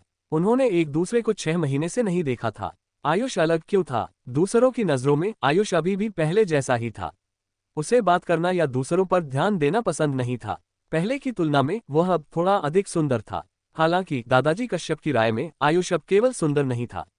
पहले आयुष एक सूखी घास के ढेर जैसा था। अब आयुष को प्रज्वलित किया गया था और उसकी लपटें जल रही थीं। वर्तमान आयुष ने दादाजी कश्यप को यह एहसास कराया कि वह एक तेज तलवार जैसा था। जहां भी तलवार इशारा करती थी वह पराजय होगा। आयुष के चाचा आकाश को देखकर उनके पिता हर्ष ने आह भरी। आयुष, बस बहुत हो गया। बात को और मत बिगाड़ो। आखिरकार हम परिवार हैं। जैसे ही हर्ष ने ये कहा, आयुष अपने कदमों पर रुका और आकाश की ओर देखा। यहां से जाओ। ये शब्द सुनकर आकाश को जैसे चैन मिला। उसके साथ का युवक भी हांफता हुआ बाकी दोनों को घसीट कर ले गया। हालांकि थोड़ी देर बाद ही उसने किसी को बुलाने के लिए फोन लगाना शुरू कर दिया। आयुष, मैं बूढ़ा हूं और मैंने हर तरह के तूफान देखे हैं। ये रास्ता मैंने खुद चुना था। मैंने उनका साथ नहीं दिया, लेकिन अंत में मैं गरीब हो गया। दुनिया के बारे में कौन यकीन के साथ कह सकता है? आयुष, मेरे पास तुम्हें देने के लिए ज्यादा कुछ नहीं है। आकाश ने आयुष के दिल की ओर इशारा किया। एक व्यक्ति के रूप में तुम्हें चीजें और लोगों के साथ व्यवहार करते समय अपने दिल से पूछना चाहिए। ये सुनकर आयुष ने सिर हिलाया। उसका दिल चाहता था कि उसके रास्ते में आने वाले हर किसी को कुचल दे। वह उन्हें बेरहमी से कुचल देना चाहता था। जब आयुष घर लौटा तो उसने आज हुई घटना के बारे में कुछ नहीं बताया। 3 दिन बाद दादाजी हर्ष की जयंती आयोजित हुई। जटाशंकर नगर के तट पर हर्षपुरा गांव में। गांव का एकमात्र विला पहाड़ की तलहटी में स्थित हर्ष परिवार का विला था। ये जगह पहाड़ के बगल में स्थित थी और दूर दराज तथा एकांत में थी। ये बुजुर्ग लोगों के सेवानिवृत्त होने के लिए उपयुक्त थी। जब से आयुष के दादाजी दयाशंकर गांव के मुखिया के पद से सेवानिवृत्त हुए थे, तब से वह यहाँ फूल पौधे पाल रहे थे और अपने पोते पोतियों के साथ खेल रहे थे। बच्चे सभी बहुत मेहनती थे। चौथे बेटे को छोड़कर, जो बहुत अच्छा नहीं था, बाकी बेटे और बेटियां उनकी जान पहचान पर निर्भर थे और जटाशंकर नगर की कंपनी में महत्वपूर्ण पदों पर थे। हालांकि हर्ष परिवार को जटाशंकर नगर का बड़ा परिवार नहीं माना जाता था और परिवार से कोई बड़ा अधिकारी नहीं निकला था, लेकिन कहा जा सकता है कि उनकी जटाशंकर नगर में गहरी नींव थी। उनके हर पहलू में संबंध थे। दयाशंकर के नेतृत्व में उन्होंने एक ऐसे हर्ष परिवार को स्थापित किया था जिसे कम करके नहीं आंका जा सकता था। हर्ष परिवार की शक्ति का अंदाजा कैसे लगाया जा सकता है? इस दिन पूरे गांव में हर्ष परिवार के विला के सामने की खाली जगह कारों से भरी हुई थी। यहां तक कि दूर सड़क के दोनों किनारे भी कारों से भरे हुए थे। लाखों रुपये की लग्जरी कारों की कोई कमी नहीं थी। आयुष और बाकी सभी को गांव के प्रवेश द्वार पर पार्क करना पड़ा और पैदल अंदर जाना पड़ा। जब आयुष ने ये दृश्य देखा तो वह मुस्कुराया। उसे उम्मीद नहीं थी कि ऐसी स्थिति होगी। यह उसकी पिछली जटाशंकर नगर और अन्य उच्च रैंकिंग अधिकारियों के साथ हुई दावतों से कहीं ज्यादा भव्य था। हालांकि यहाँ कोई वास्तविक उच्च रैंकिंग अधिकारी या कुलीन नहीं आए थे। सबसे ज्यादा शक्तिशाली लोग केवल पड़ोसी गांवों के मुखिया और संबंधित हितों वाले निगमों के सीईओ थे। आयुष और उनके परिवार ने स्वाभाविक रूप से बहुत ध्यान आकर्षित किया। उनके बगल के लोग उन्हें देख रहे थे और उनका मजाक उड़ाते हुए मुस्कुरा रहे थे। उन्होंने उनके चाचा आकाश, पिता हर्ष और मां गौरी पर आलोचनाएं की। जब आयुष ने ये देखा तो उसके होठों पर एक ठंडी मुस्कान आई। वह सबसे आगे चला, उसकी आंखों से एक भयानक चमक निकल रही थी। जब भी उसकी नजर किसी मजाक उड़ाती हुई नजर से मिलती, आयुष उसे घूरता। सामने वाला एक छोटे मेमने की तरह नजरें हटा लेता, आयुष को सीधे देखने की हिम्मत नहीं करता। वे आयुष को देखते और उसकी आंखों में जो था उस पर विश्वास नहीं कर पाते थे। आयुष की घूरन से उनके दिलों में एक भयानक भावना पैदा हुई। ऐसा लगा जैसे वे तुरंत प्रजा बन गए हैं और राज सिंहासन पर बैठे सम्राट द्वारा घूर रहे हैं। वे डर गए थे। वे विला के अंदर गए। विला एक बड़े क्षेत्र में फैला हुआ था। इस समय पहले से ही बहुत सारे लोग घूम रहे थे। इस समय कई लोग अभी भी अंदर थे। हर्ष परिवार की चौथी पीढ़ी भी आंगन में थी। हर्ष परिवार की चौथी पीढ़ी तीसरी पीढ़ी से भी ज्यादा समृद्ध थी। 10 से अधिक युवक युवतियों ने पूरे हॉल को भर दिया था। वे सभी महंगे कपड़े पहने हुए थे और उनमें उच्च आत्माएं थीं। उनमें बड़े शहरों के कुलीन परिवारों के बच्चों का अहंकार था। इन लोगों के बीच एक सुंदर पुरुष और एक सुंदर महिला को सबसे ज्यादा ध्यान मिला। हर कोई उन्हें घेरे हुए था। यहाँ तक कि कुछ उच्च रैंकिंग अधिकारी और कुलीन भी सुंदर पुरुष और सुंदर महिला की ओर चले। उन्होंने अपने हाथों में शराब पकड़ी हुई थी और उनके चेहरों पर चापलूसी भरी मुस्कान थी। पुरुष अपनी 20 की उम्र में था। उसका शांत स्वभाव था और वह सुंदर था। उसने सोने के फ्रेम वाला चश्मा पहना हुआ था और वहां बैठा था। उसके बगल के युवक युवतियों ने उससे चापलूसी और सम्मान के संकेत के साथ बात की। वहीं महिला सुरुचिपूर्ण और परिष्कृत थी, एक स्वतंत्र ऑर्किड की तरह। ये दोनों लोग सबसे बड़े दादाजी के परिवार के बच्चे थे, आदित्य और मेघा। आदित्य युवा पीढ़ी में सबसे बड़ा था। उसने जटाशंकर नगर परिवहन विश्वविद्यालय से स्नातक की उपाधि प्राप्त की थी और शहर के कार्यालय में प्रवेश किया था। उसे 25 वर्ष की आयु में कुछ स्तरों पर पदोन्नत किया गया था। अब वह एक महत्वपूर्ण पद पर भी था। उसके करियर को अत्यंत सुचारू कहा जा सकता था। उसे हर्ष परिवार की चौथी पीढ़ी में सबसे उत्कृष्ट व्यक्ति कहा जा सकता था। मेघा भी उत्कृष्ट थी। उसने जटाशंकर नगर विश्वविद्यालय के वित्त विभाग में अध्ययन किया और पहले ही पर्वतपुरा नगर प्रांतीय विश्वविद्यालय के स्नातकोत्तर व्यवसाय स्कूल द्वारा स्वीकार कर ली गई थी। इन दोनों लोगों की तुलना में अन्य कनिष्ठ बहुत ही निम्न स्तर के थे। सभी ने उन दोनों को घेर लिया और आयुष और बाकी सभी को अनदेखा कर दिया। हर्ष परिवार की चौथी पीढ़ी सभी गांव में पली बढ़ी थी, इसलिए वे स्वाभाविक रूप से एक दूसरे से परिचित थे। हालांकि आयुष बचपन से ही शहर में रहा था। यहाँ तक कि अगर वे रिश्तेदार थे तो भी वे बहुत अपरिचित थे और उनका ज्यादा संबंध नहीं था। इसके अलावा कुछ कारणों से ये रिश्तेदार आयुष के बहुत करीब होने के इच्छुक नहीं थे। मूल रूप से जब उन्होंने आयुष और बाकी सभी को आते देखा तो इन कनिष्ठों का हिलने का कोई इरादा नहीं था। आयुष और बाकी सभी का उल्लेख करने की स्वाभाविक रूप से कोई आवश्यकता नहीं थी। बचपन से उनकी कभी कोई दोस्ती नहीं रही थी। अब जब पिता हर्ष, माँ गौरी और चाचा आकाश यहाँ थे तो वे हिलना नहीं चाहते थे। उनकी आंखों में चाचा आकाश का परिवार पहले ही टूट चुका था। इसके अलावा ऐसे बेकार रिश्तेदारों का क्या फायदा। बगल में आदित्य ने आयुष और बाकी सभी को देखा। ये देखकर कि उसके बगल के सभी लोग देख रहे थे, वह मूल रूप से अनिच्छुक था। हालांकि उसे एक उदाहरण के रूप में कार्य करना था। इस तरह वह आयुष और बाकी सभी का स्वागत करने के लिए सबसे पहले खड़ा हुआ। चाचा आकाश आप आ गए। केवल वही बात कर रहा था। उसके बगल के युवक युवतियां या तो अपने बगल के लोगों का मनोरंजन कर रहे थे या अपने फोन के साथ खेल रहे थे। बाकी लोग कहीं और देख रहे थे या दूसरों से बात कर रहे थे। वे उन्हें बधाई देने के लिए आगे नहीं गए। इस तरह उनके बगल के लोगों ने आयुष और बाकी सभी को और भी मजाकिया ढंग से देखा। युवकों के बीच आकाश, जिसे आयुष ने कुछ दिन पहले पीटा था, आयुष को नफरत से भरी आंखों से देखा। उसके बगल में कुछ युवक भी ठीक हो गए थे। उन्होंने आयुष को अपनी आंखों में गुस्से के साथ देखा। भाई आकाश, चलो इस बच्चे से निपटते हैं। जैसे ही उसने ये कहा उसके आसपास के लोगों ने सिर हिलाया। ऐसा लग रहा था जैसे वे अपनी मुट्ठी भींच रहे हों। आकाश का भाव पानी जैसा शांत था। उसने आयुष को ऐसे देखा जैसे वह अपने घोर शत्रु को देख रहा हो। वह बस आयुष की खाल उतारने ही वाला था। हालांकि उसने अपने बगल के व्यक्ति को देखा। ये किस तरह का अवसर था। ये दादाजी का 90वां जन्मदिन था। वह यहाँ मुसीबत कैसे पैदा कर सकता था। इसके अलावा आकाश वास्तव में आयुष से थोड़ा डर गया था। उस दिन आयुष की निर्ममता ने उसे लंबे समय तक डर में रखा था। हालांकि उसके बगल में कुछ लोग थे, लेकिन वह ये कहने की हिम्मत नहीं कर सका कि वह आयुष से निपट सकता है। उस पल उसने अपने बगल के युवक को देखा और एक योजना सोची। भाइयों, इधर आओ, बाद में मेरी मदद करना। हमें कुछ नहीं करना है। अगर वह हमें मारने की हिम्मत भी करता है तो क्या वह अपने परिवार के बड़ों को मारने की हिम्मत करेगा। थोड़ी देर बाद आकाश ने व्यवस्थाएं पूरी कर ली। हर कोई आयुष को एक चिढ़ाती हुई मुस्कान के साथ देखने लगा। आयुष और सभी के बाहर थोड़ी देर बात करने के बाद हर्ष परिवार अंदर आया। अंदर वे सभी हर्ष परिवार से थे। सबसे बड़े दादाजी, दूसरे दादाजी, तीसरे दादाजी और आयुष का परिवार सभी बात कर रहे थे। उनमें से तीनों परिवार जोश से बात कर रहे थे। उनकी सजावट असाधारण थी। केवल आयुष का परिवार अकेला था और वहां खड़ा था। अरे आकाश, मैंने सुना है कि तुम हाल ही में जटाशंकर नगर के सकल में काफी लोकप्रिय रहे हो। क्या तुम्हें कोई शुभचिंतक मिला। आदित्य ने आकाश को देखा और अपने छोटे भाई से पूछा। ओह। जैसे ही आदित्य ने ये कहा सभी ने आकाश को देखा। उसने अपने भाई आदित्य को देखा और उसकी आंखें अचानक चमक उठीं। उसने तुरंत खांसा और गंभीरता से कहा, बड़े भाई, आप अभी भी बहुत अच्छी तरह से सूचित हैं।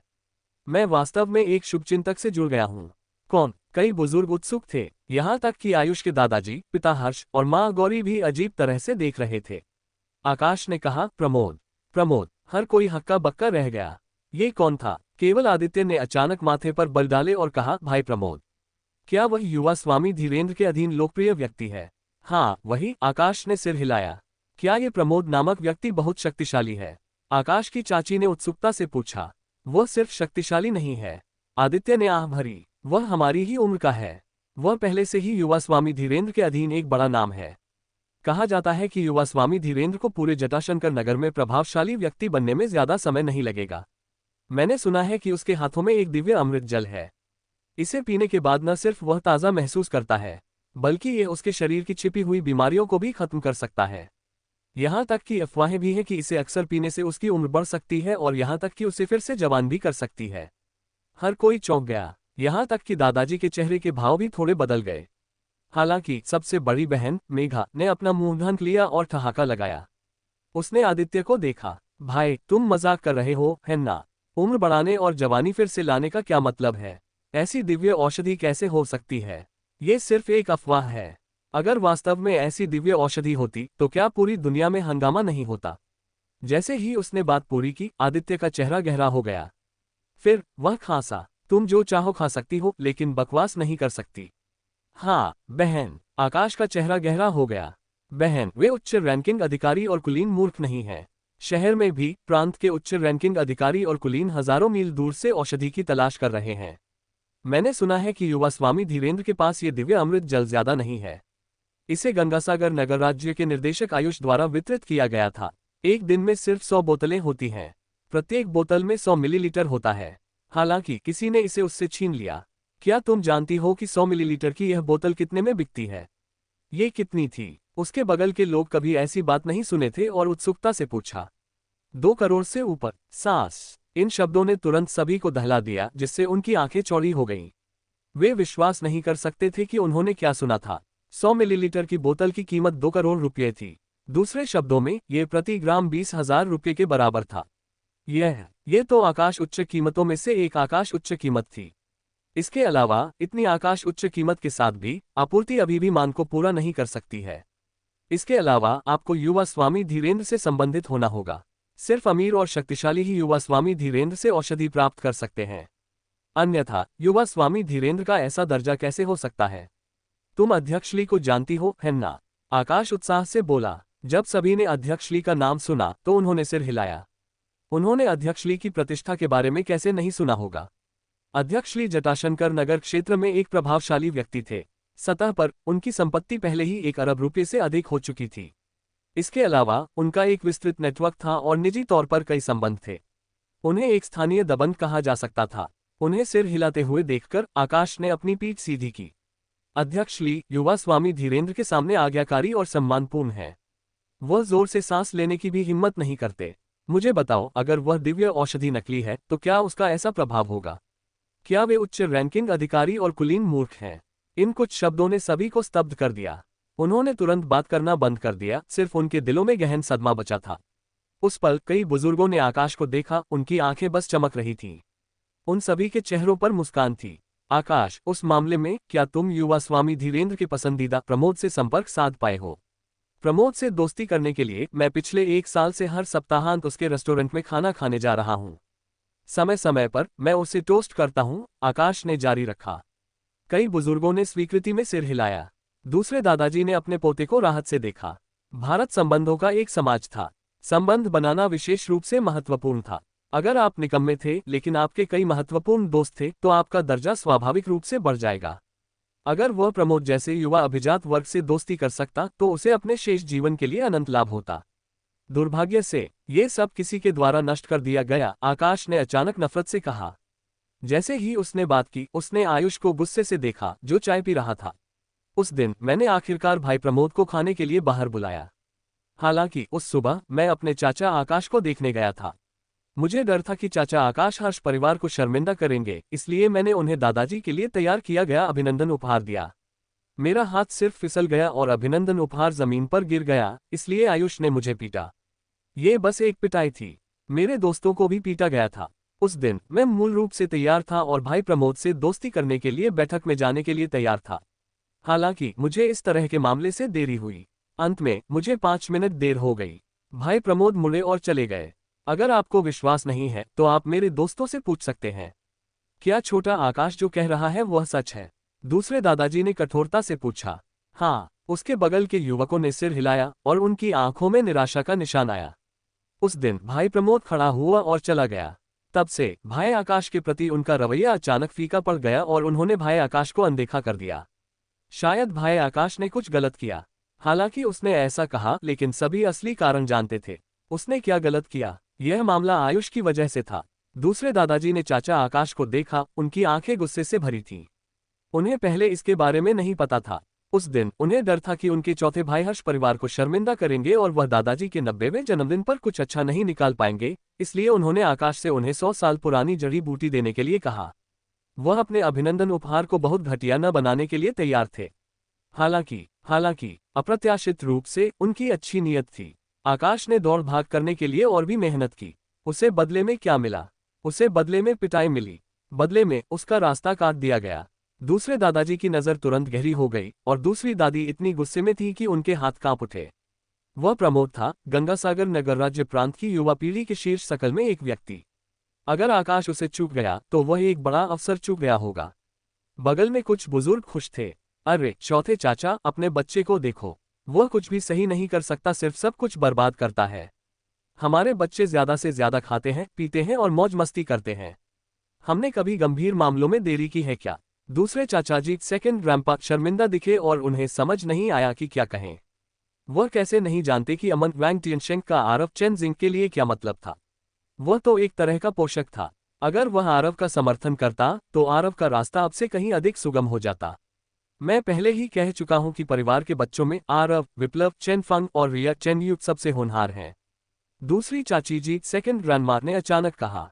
आयुष, तुम आरव से माफी क्यों नहीं मांग रहे हो? बिल्कुल सही, माफी मांगो, दूसरी चाची जी ने आगे कहा।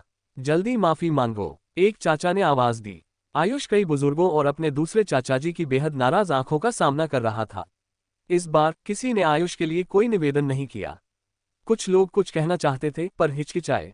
अंत में उन्होंने आह भरी। उन्होंने अमन वैंग टियनशेंग को खोने के लिए आरव पर भी अफसोस किया। आयुष, तुमने गलती तो की है। तुम्हें जितना पैसा चाहिए मैं दे सकता हूं और जो चाहो वो भी, लेकिन इसमें अमन का भविष्य शामिल है। ये पैसा इसकी भरपाई कैसे कर सकता है? विप्लव ने अफसोस जताने का नाटक किया और सिर हिलाया। उसकी आंखों में खुशी भरी चमक थी। कई बुजुर्गों ने हॉल के नीचे खड़े युवक को देखा। कुछ मजाक उड़ा रहे थे, कुछ गुस्से में थे और कुछ प्रसन्न थे। इस क्षण आयुष को लगा जैसे पूरी दुनिया ने उसे त्याग दिया हो। पर तभी उसने धीरे धीरे सिर उठाया और मेज पर हल्के से दस्तक दी। मैंने कुछ गलत नहीं किया। मैं माफी क्यों मांगूं? तुम कौन होते हो मुझसे माफी मंगवाने वाले? तुम इस लायक नहीं हो। यह क्या? आरव का चेहरा बदल गया।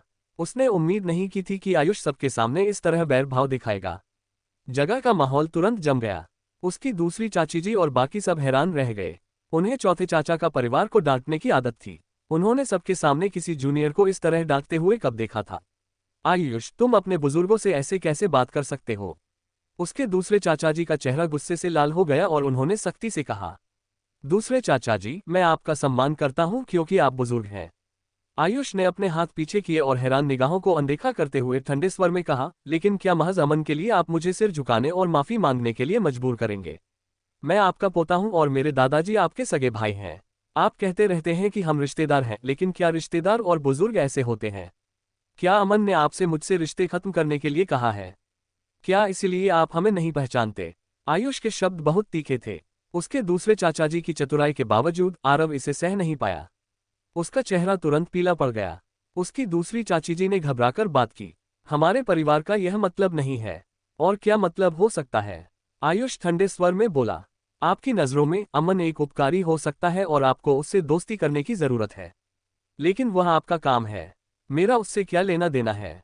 ये किस तरह का तर्क है? मुझे समझाए। आरव, यहाँ आओ और मुझे बताओ कि उस दिन क्या हुआ था। मैंने तुम्हें क्यों मारा? कुछ भी मत छिपाना, अच्छे से बताओ। यहाँ आओ। विप्लव, रिया और बाकी लोगों ने ये सुना तो उनके चेहरे का रंग उड़ गया।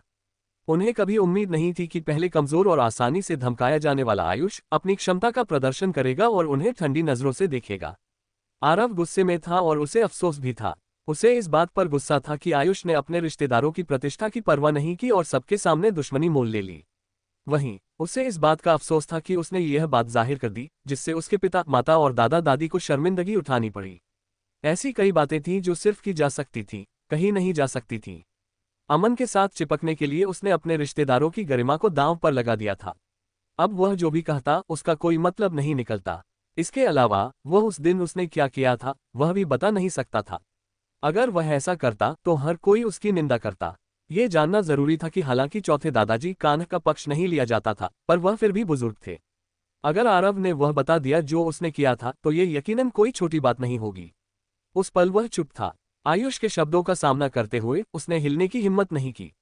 उसके बगल के लोग भी आयुष से डर गए थे। इस पल पूरा कमरा शांत था। उन्होंने तुरंत आरव के हाव भाव को देखा और गहरे सोच में पड़ गए। यह शायद इतना आसान नहीं था। हालांकि दूसरे चाचाजी के कानों में यह बात ऐसे नहीं थी। अब आयुष उसके पोते आरव को निशाना बना रहा था। वह कैसे हाथ पर हाथ धरे बैठे रह सकता था? ठीक है, ठीक है। दूसरे चाचाजी इतने गुस्से में थे कि उनके हाथ कांप रहे थे। उन्होंने आयुष को नहीं देखा बल्कि सीधे आयुष के दादाजी को देखा। चौथे भाई, मुझे उम्मीद नहीं थी कि तुम ऐसे पोते को पालोगे। कई बुजुर्गों ने भी उनकी तरफ देखा। उन्हें आयुष जैसे बच्चे से बहस करने की परवाह नहीं थी और वे सीधे माता पिता के पास गए। आयुष वहीं खड़ा रहा, हिला नहीं। उसे अपने दादाजी पर पूरा भरोसा था। उसके दादाजी एक स्वाभिमानी विद्वान थे और दूसरों से चिपके रहने से सबसे ज्यादा नफरत करते थे। नहीं तो वह बहुत पहले ही प्रताप परिवार के सामने सिर झुकाकर उनसे मिल गए होते। जैसा कि उम्मीद थी, हालांकि दादाजी कान्ह का चेहरा खराब था, फिर भी उन्होंने धीमी आवाज में कहा, दूसरे भाई, हालांकि आयुष थोड़ा असभ्य था, लेकिन उसने जो कहा वह सही है। आरव को उस दिन क्या हुआ था ये खुद बताना होगा। इसके अलावा आरव को कदम ब कदम आगे बढ़ने के लिए खुद पर ही भरोसा करना होगा। अमीरों से दोस्ती करना आखिरकार एक गलत रास्ता है। दूसरे चाचा जी इतने गुस्से में थे कि उन्हें लगभग खून की उल्टियां हो गईं। इस परिवार का ये कैसा बुरा मिजाज था, वे इसी हाल के लायक थे। ठीक है, बस बहुत हो गया। बगल में महाकुलपति प्रताप ओल्ड मास्टर आगे आए और मेज पर मुक्का मारा। उन्होंने धीमी आवाज में चिल्लाया, हम सब सगे भाई, चाचा और भतीजे हैं। क्या हम बाहरी लोगों के लिए अपना मजाक बना रहे हैं? महाकुलपति को गुस्से में देखकर सब तुरंत शांत हो गए। कई जूनियर्स ने जोर से सांस लेने की हिम्मत भी नहीं की। सिर्फ आयुष ही वहां शांति से खड़ा रहा। इस पल महाकुलपति प्रताप लड़खड़ाते हुए आगे बढ़े और सामने खड़े लोगों को देखा। क्या चल रहा है ये सब? उनके शब्दों में पूरी ताकत थी। वह बिल्कुल 90 साल के व्यक्ति नहीं लग रहे थे। इस पल उन्होंने जलती हुई निगाहों से सबको देखा। हर किसी ने सिर झुका लिया, जैसे उन्हें उनसे डर लग रहा हो। यहां तक कि दूसरे चाचाजी भी इस पल शांत हो गए थे। उन्होंने सामने खड़े महाकुलपति को देखा और कोई कार्रवाई करने की हिम्मत नहीं की। हालांकि वह मन ही मन खुश थे। इस समय महाकुलपति यहां थे। ये जानना जरूरी था कि महाकुलपति को उनका परिवार सबसे ज्यादा पसंद था और वह आरव को सबसे ज्यादा प्यार करते थे। अब जब आरव के साथ ऐसा कुछ हुआ था तो क्या चौथे चाचा के परिवार का काम तमाम नहीं हो जाएगा? उस पल वह खड़ा हो गया और तुरंत महाकुलपति को समझाते हुए आग में घी डाल दिया। यहां तक कि आरव ने भी ऐसा ही किया और तुरंत बोल पड़ा।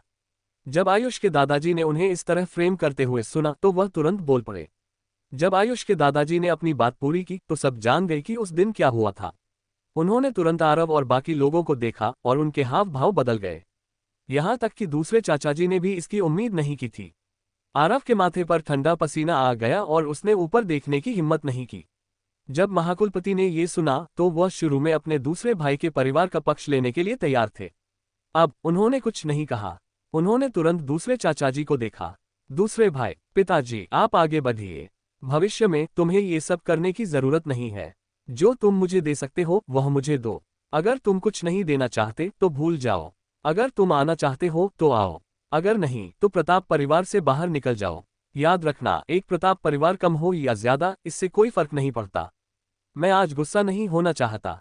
भोज शुरू करने की तैयारी करो। महाकुलपति के शब्दों का अर्थ स्पष्ट था। हर कोई चकित रह गया।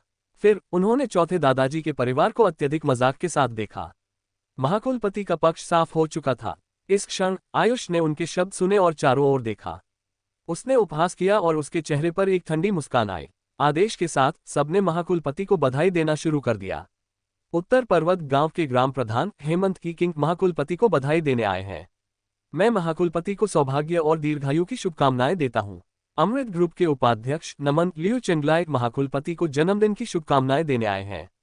बधाई की आवाजें गूंजी। सबने सामने के दृश्य को देखा और आह भरे बिना नहीं रह पाए।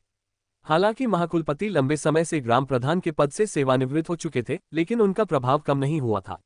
बगल में बड़े चाचा, दूसरे चाचा और तीसरे चाचा के परिवारों ने देखा कि बहुत से लोग आए थे और तुरंत उनसे बात करने चले गए। छी छी, ये सचमुच आसान नहीं है। देखने से लगता है कि महाकुलपति ज्यादा साल नहीं जिएंगे। हालांकि उनकी अगली पीढ़ी या यहाँ तक कि अगली कुछ पीढ़ियां भी झंडा उठाने के लिए तैयार हैं। भविष्य में मुझे डर है कि प्रताप परिवार सिर्फ इस कस्बे तक ही सीमित नहीं रहेगा। जिले और शहर में भी उनकी जगह हो सकती है। गांव के कुछ ग्रामीण भी आए थे। इस समय उन्होंने सामने के दृश्य को देखा और कुछ लोगों ने आह भरी। कुछ लोग अतीत में महाकुलपति के बारे में जानते थे। उन्होंने मुख्य सीट पर बैठे महाकुलपति को देखा और दूसरों पर ताना मारा। इस बूढ़े ने तब न जाने कितना पैसा हड़पा था। मैंने अपनी दादी से सुना था कि तब गांव में अकाल पड़ा था और अनगिनत लोग भूख से मर गए थे। हालांकि प्रताप परिवार अब भी गायों को पका रहा था और भेड़ों को काट रहा था। आपको पता होना चाहिए कि यह इस बूढ़े के पद संभालने के कुछ ही समय बाद हुआ था। इतने साल हो गए हैं। अफवाह है कि उन्होंने गांव की संपत्ति में हेराफेरी की है। मुझे डर है कि उन्होंने पहले ही 100 करोड़ रुपए की हेराफेरी कर ली है। उसके बगल के व्यक्ति ने आह भरी। इसमें अजीब क्या है? हालांकि प्रताप परिवार अब एक बड़ी ताकत बन चुका है। हमारे लिए उनसे लड़ना असंभव है। हमें साथ रहना होगा। उनमें से एक ने चौथे दादाजी कान्हा और आयुष की ओर इशारा किया। नहीं तो हमारा हाल प्रताप परिवार के इस चौथे बेटे जैसा होगा। हम सिर्फ किनारे पर खड़े हो सकते हैं और गरीब कहला सकते हैं। हमें सिर्फ प्रताप परिवार द्वारा इस्तेमाल किया जा सकता है। अरे, मुझे लगता है कि मैंने पहले अफवाहें सुनी हैं। ऐसा लगता है कि चौथे चाचा के परिवार के बेटे ने तब एक मुख्य कार्यकारी अधिकारी की मदद की थी। बाद में प्रताप परिवार ने उस मुख्य कार्यकारी अधिकारी को अपने काबू में ले लिया। जैसे ही उसने कुछ शब्द कहे, उसके बगल के लोगों ने उन्हें देखा और उन्हें जल्दी से चुप रहने के लिए कहा। ये लोग भी मौका और अपनी पहचान जानते थे, इसलिए उन्होंने फिर से बात नहीं की। एक के बाद एक परिवार ने महाकुलपति को बधाई दी। फिर बड़े चाचा, दूसरे चाचा और तीसरे चाचा के परिवारों ने उन्हें बधाई दी। महाकुलपति खुशी से मुस्कुरा रहे थे, जैसे वह कुछ साल छोटे हो गए हों। सिर्फ जब आयुष और उसके परिवार ने उन्हें सम्मान दिया तो महाकुलपति का चेहरा उदास हो गया।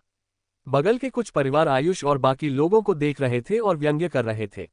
बगल के कई लोगों ने आयुष के परिवार को देखा और उनकी ओर इशारा किया। आयुष के सम्मान देने के बाद वह सीधा खड़ा हुआ और चारों ओर देखा। उसकी आंखें बेहद ठंडी थीं और उसका तेज तुरंत बाहर निकला, जिससे आसपास के लोग तुरंत शांत हो गए। वे जल्दी से बैठ गए और भोज खाने की तैयारी करने लगे। अतिथि लगातार आ रहे थे। आरव खुशी से उनका मनोरंजन कर रहा था। वह मुड़ा और कान्ह की ओर देखा। चौथे दादाजी, क्या आप अब भी कहते हैं कि संपर्क बेकार है?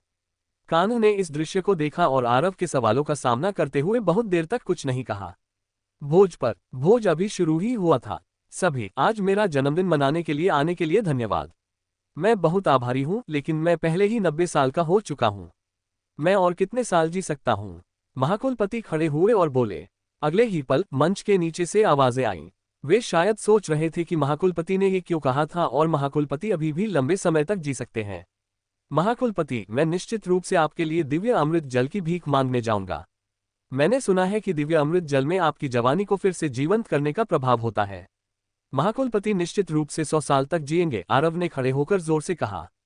तुरंत आसपास से तारीफें गूंज उठीं। मैं जानता हूं कि उस चीज के लिए पूछना आसान नहीं है, लेकिन मुझ पर विश्वास करें महाकुलपति, मैं निश्चित रूप से अपना नाम बनाऊंगा। आरव के साहसिक शब्दों ने महाकुलपति को इतना मुस्करा दिया कि वह अपना मुंह बंद नहीं कर पाए। ठीक है, ठीक है, ठीक है, उन्होंने 3 बार ठीक है कहा, जिससे महाकुलपति की खुशी व्यक्त हुई। मुझे बहुत खुशी है कि तुम विचारशील हो। इस बार मैं मुख्य रूप से चाहता हूं कि सब गवाह बने। मैं अपनी मृत्यु के बाद भाइयों के विवादों से बचने के लिए यहां एक वसीयत बनाऊंगा। महाकुलपति ने इशारा किया। एक वकील आगे बढ़ा और सामने खड़े लोगों को देखा। वसीयत इस प्रकार है। गांव के पूर्व में 10 घर बड़े चाचा विष्णु नया नाम के होंगे। गांव के पश्चिम में घर। गांव के दक्षिण में 100 एकड़ उपजाऊ भूमि तीसरे चाचा राजेंद्र नया नाम की होगी। ये संपत्ति का वितरण है। प्रताप निगम की संपत्ति का 30% विष्णु का होगा। जब वसीयत के नियम एक के बाद एक पढ़े गए तो बगल के लोग हाँफने लगे। उनकी आंखें चौड़ी हो गईं और वे विश्वास नहीं कर पा रहे थे कि उन्होंने ये सुना है।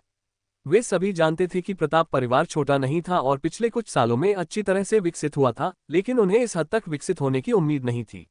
उनके पास 20 से ज्यादा घर थे। उनके पास 100 एकड़ से ज्यादा जमीन थी। उनकी संपत्ति करोड़ों में थी। बेशक महाकुलपति की पुरातन वस्तुएं, कैलीग्राफी और पेंटिंग भी बांटी गई थी। पूरे प्रताप परिवार की संपत्ति शायद लगभग 400 से 500 करोड़ रुपए की थी। इस क्षण उन्हें सबसे बड़े बेटे, दूसरे बेटे और तीसरे बेटे के परिवारों में बांट दिया गया था। हाँ, इसे 3 परिवारों में बांट दिया गया था। चौथे बेटे कान्ह को कोई संपत्ति नहीं मिली। लानत है, ये बहुत दुखद है। ऐसा लगता है कि महाकुलपति को चौथे चाचा का परिवार ज्यादा पसंद नहीं है। उन्होंने वास्तव में कुछ भी नहीं छोड़ा। वे जीवन भर नेक रहे, लेकिन अंत में वे जीवन भर गरीब रहे। गांव के कई लोगों ने बात की। बेशक ज्यादा लोगों ने आयुष की मेज पर उपहास के साथ देखा। यह 100 करोड़ रुपये था। मूल रूप से उन्हें 100 करोड़ रुपये या उससे भी ज्यादा मिल सकते थे, लेकिन अब कुछ भी नहीं था। इस बीच अन्य 3 परिवारों को बहुत कुछ मिला। महाकुलपति ने चौथे चाचा को बिल्कुल भी अपना बेटा नहीं माना और न ही उन्होंने चौथे चाचा के परिवार को परिवार माना। छी छी, आरव ने आयुष को देखा और उपहास किया। उसने सोचा, क्या तुम अब जबरदस्त हो? क्या तुम और भी अहंकारी बनने वाले हो? मेरे परिवार की संपत्ति अब करोड़ों रुपये की है। तुम और कितने जबरदस्त हो सकते हो? दूसरे परिवारों ने भी आयुष और बाकी लोगों को इसी तरह देखा। एक पल के लिए चौथे दादाजी कान्ह दबाव में सिर झुका गए। हालांकि अगले ही पल आयुष ने सामने देखा और अपने हाथ से मेज पर दस्तक दी। फिर उसने धीरे से कहा, क्या ये गलत नहीं है महाकुलपति? उस समय स्वर्गीय शीत मशीनरी के अध्यक्ष लीलाधर पर भरोसा करने के लिए प्रताप परिवार ने उन्हें धन और सरकारी धन में हेराफेरी करने में मदद की। उन्हें डर था कि मामला सामने आ जाएगा, लेकिन उन्होंने मेरे पिता को फैक्ट्री प्रबंधक और बलि का बकरा बनने के लिए खींच लिया। उसके बाद प्रताप परिवार अध्यक्ष लीलाधर की मदद से प्रमुखता से उभरा। मेरे पिता को लगभग जेल भेज दिया गया था। आपका काम खत्म होने के बाद क्या आपने परवाह की? मूल रूप से पुरानी पीढ़ी इन बातों का जिक्र नहीं करना चाहती थी और मैंने भी इसे कहने की योजना नहीं बनाई थी। लेकिन आज महाकुलपति, अगर आप बहस करना चाहते हैं और अगर आप सबके सामने मेरे परिवार का अनादर करना चाहते हैं तो मैं भी आपसे बहस कर सकता हूँ। क्या आपको लगता है कि दुनिया में ऐसा कोई तर्क है? क्या आप सभी पक्षियों के चले जाने के बाद एक अच्छी धनुष को छिपाएंगे? क्या आप किसी व्यक्ति का इस्तेमाल करने के बाद उसे त्याग देंगे? आयुष धीरे धीरे खड़ा हुआ और मेज पर मुक्का मारा। उसने मुख्य सीट पर बैठे महाकुलपति प्रताप की ओर इशारा किया। आज मैं आपसे एक स्पष्टीकरण चाहता हूं। मैं प्रताप परिवार से एक स्पष्टीकरण चाहता हूं। जैसे ही उसने ये कहा, सबने आयुष को देखा। उनकी आंखें सदमे से भरी थीं। उन्हें विश्वास नहीं हो रहा था कि आयुष क्या कह रहा था। यह पागलपन था, वह यकीनन पागल था। इस क्षण आयुष ने मेज पर मुक्का मारा और खड़ा हो गया। उसने प्रताप परिवार के महाकुलपति की ओर इशारा किया और एक स्पष्टीकरण मांगा। उसने न सिर्फ प्रताप परिवार के हर किसी के मुंह पर तमाचा मारा, बल्कि उसने प्रताप परिवार के महाकुलपति द्वारा आमंत्रित हर किसी के मुंह पर भी तमाचा मारा। इसने प्रताप परिवार के महाकुलपति की सारी गरिमा खो दी। इसने पूरे प्रताप परिवार की प्रतिष्ठा को बर्बाद कर दिया। तुम्हारी हिम्मत कैसे हुई? बकवास। बैठ जाओ। एक पल के लिए प्रताप परिवार खड़ा हो गया। बड़े चाचा, दूसरे चाचा और तीसरे चाचा एक के बाद एक खड़े हो गए। चाचाओं ने भी मेज पर मुक्का मारा और खड़े हो गए। यहां तक कि विप्लव, रिया और आरव भी खड़े हो गए और आयुष को फटकार लगाए। जिस हॉल में प्रताप परिवार का भोज आयोजित किया गया था, वहां हड़कंप मच गया। मुख्य सीट पर महाकुलपति भी गुस्से से कांप रहे थे। आयुष वहीं खड़ा रहा और उसने सबको देखा। भीड़ दुश्मनों से भरी थी। वह होठों पर ठंडी मुस्कान के साथ लंबा और सीधा खड़ा था। महाकुलपति, क्या मैं गलत हूं? प्रताप परिवार ने इतने सालों में अपनी दौलत कैसे बनाए, इसका जिक्र करने की मुझे जरूरत नहीं है। उस समय बलि का बकरा बनने वाले आप क्यों नहीं थे? महाकुलपति, आप क्यों नहीं थे? चाचा, आपका क्या? और तुम बोलो, आयुष ने गुस्से में कहा। उसके शब्दों ने सबको अवाक कर दिया। उसकी निगाहें एक मशाल की तरह थी और उसकी आंखें चमक रही थीं, जिससे वहां मौजूद हर कोई उसे देखने की हिम्मत नहीं कर रहा था। उन्हें पता नहीं था कि क्या कहें और कुछ भी कहने की हिम्मत नहीं की। ऐसा इसलिए था क्योंकि उनके पास कोई कारण नहीं था। आयुष के सवालों का सामना करते हुए वे एक शब्द भी नहीं कह पाए। यहां तक कि मेज के सिर पर बैठे महाकुलपति ने भी अपना कांपता हुआ हाथ उठाया। आओ, कोई इसे बाहर निकालो। चौथे चाचा के परिवार को बाहर निकालो। अगले ही पल विप्लव अपने आदमियों को आयुष की ओर ले गया। उसके बगल में कई लोग उसका पीछा कर रहे थे। आरव भी अपने हाथ में एक शराब की बोतल लेकर ठंडी मुस्कान के साथ आगे बढ़ा। आयुष, देखते हैं आज तुम क्या करते हो। आदमियों, इसे नीचे उतारो। इसे पीटकर बाहर निकालो। आरव ने कुछ बार चिल्लाया। फिर कान तुरंत खड़े हो गए। रुको, आयुष का वह मतलब नहीं था। चौथे दादाजी, अगर मैं आपको सम्मान दे रहा हूं तो मैं आपको अपना चौथा दादाजी कहूंगा। हालांकि अगर मैं आपको सम्मान नहीं देता तो आप प्रताप परिवार के सिर्फ एक प्यादे हैं। आप एक त्यागा हुआ प्यादा हैं। इसे पीटो। जैसे ही आरव ने ये कहा, पीछे के लोग तुरंत आगे बढ़े। देखते हैं कौन हिम्मत करता है। एक गुस्से भरी चीख तुरंत गूंजी। आयुष के हाथ में चांदी की एक झलक दिखाई दी और उसने तुरंत सामने आ रहे कुछ लोगों पर निशाना साधा। यह पल भर में सब हक्के बक्के रह गए। उन्होंने आयुष के हाथ में उस चीज को देखा और हाँफने लगे। बगल के कई लोग तो चीख भी पड़े। आयुष के हाथ में एक चांदी की पिस्तौल थी। इस क्षण यह उसके सामने के लोगों का सामना कर रही थी। यह आरव का भी सामना कर रही थी। एक पल के लिए प्रताप परिवार तुरंत हिल गया। आरव, जो मूल रूप से शोर मचा रहा था, उसकी आंखें भी चौड़ी हो गईं और उसका पूरा शरीर अनजाने में कांप उठा। ये साल का सबसे गर्म समय था, लेकिन उसे ऐसा लगा जैसे उसके सिर पर बर्फ का एक बर्तन डाल दिया गया हो, जिससे उसका दिल ठंडा पड़ गया। तुम पिस्तौल निकालने की हिम्मत कैसे करते हो? आरव ने एक वाक्य निचोड़ा। हालांकि जब वह बोला तो उसकी आवाज कांप रही थी।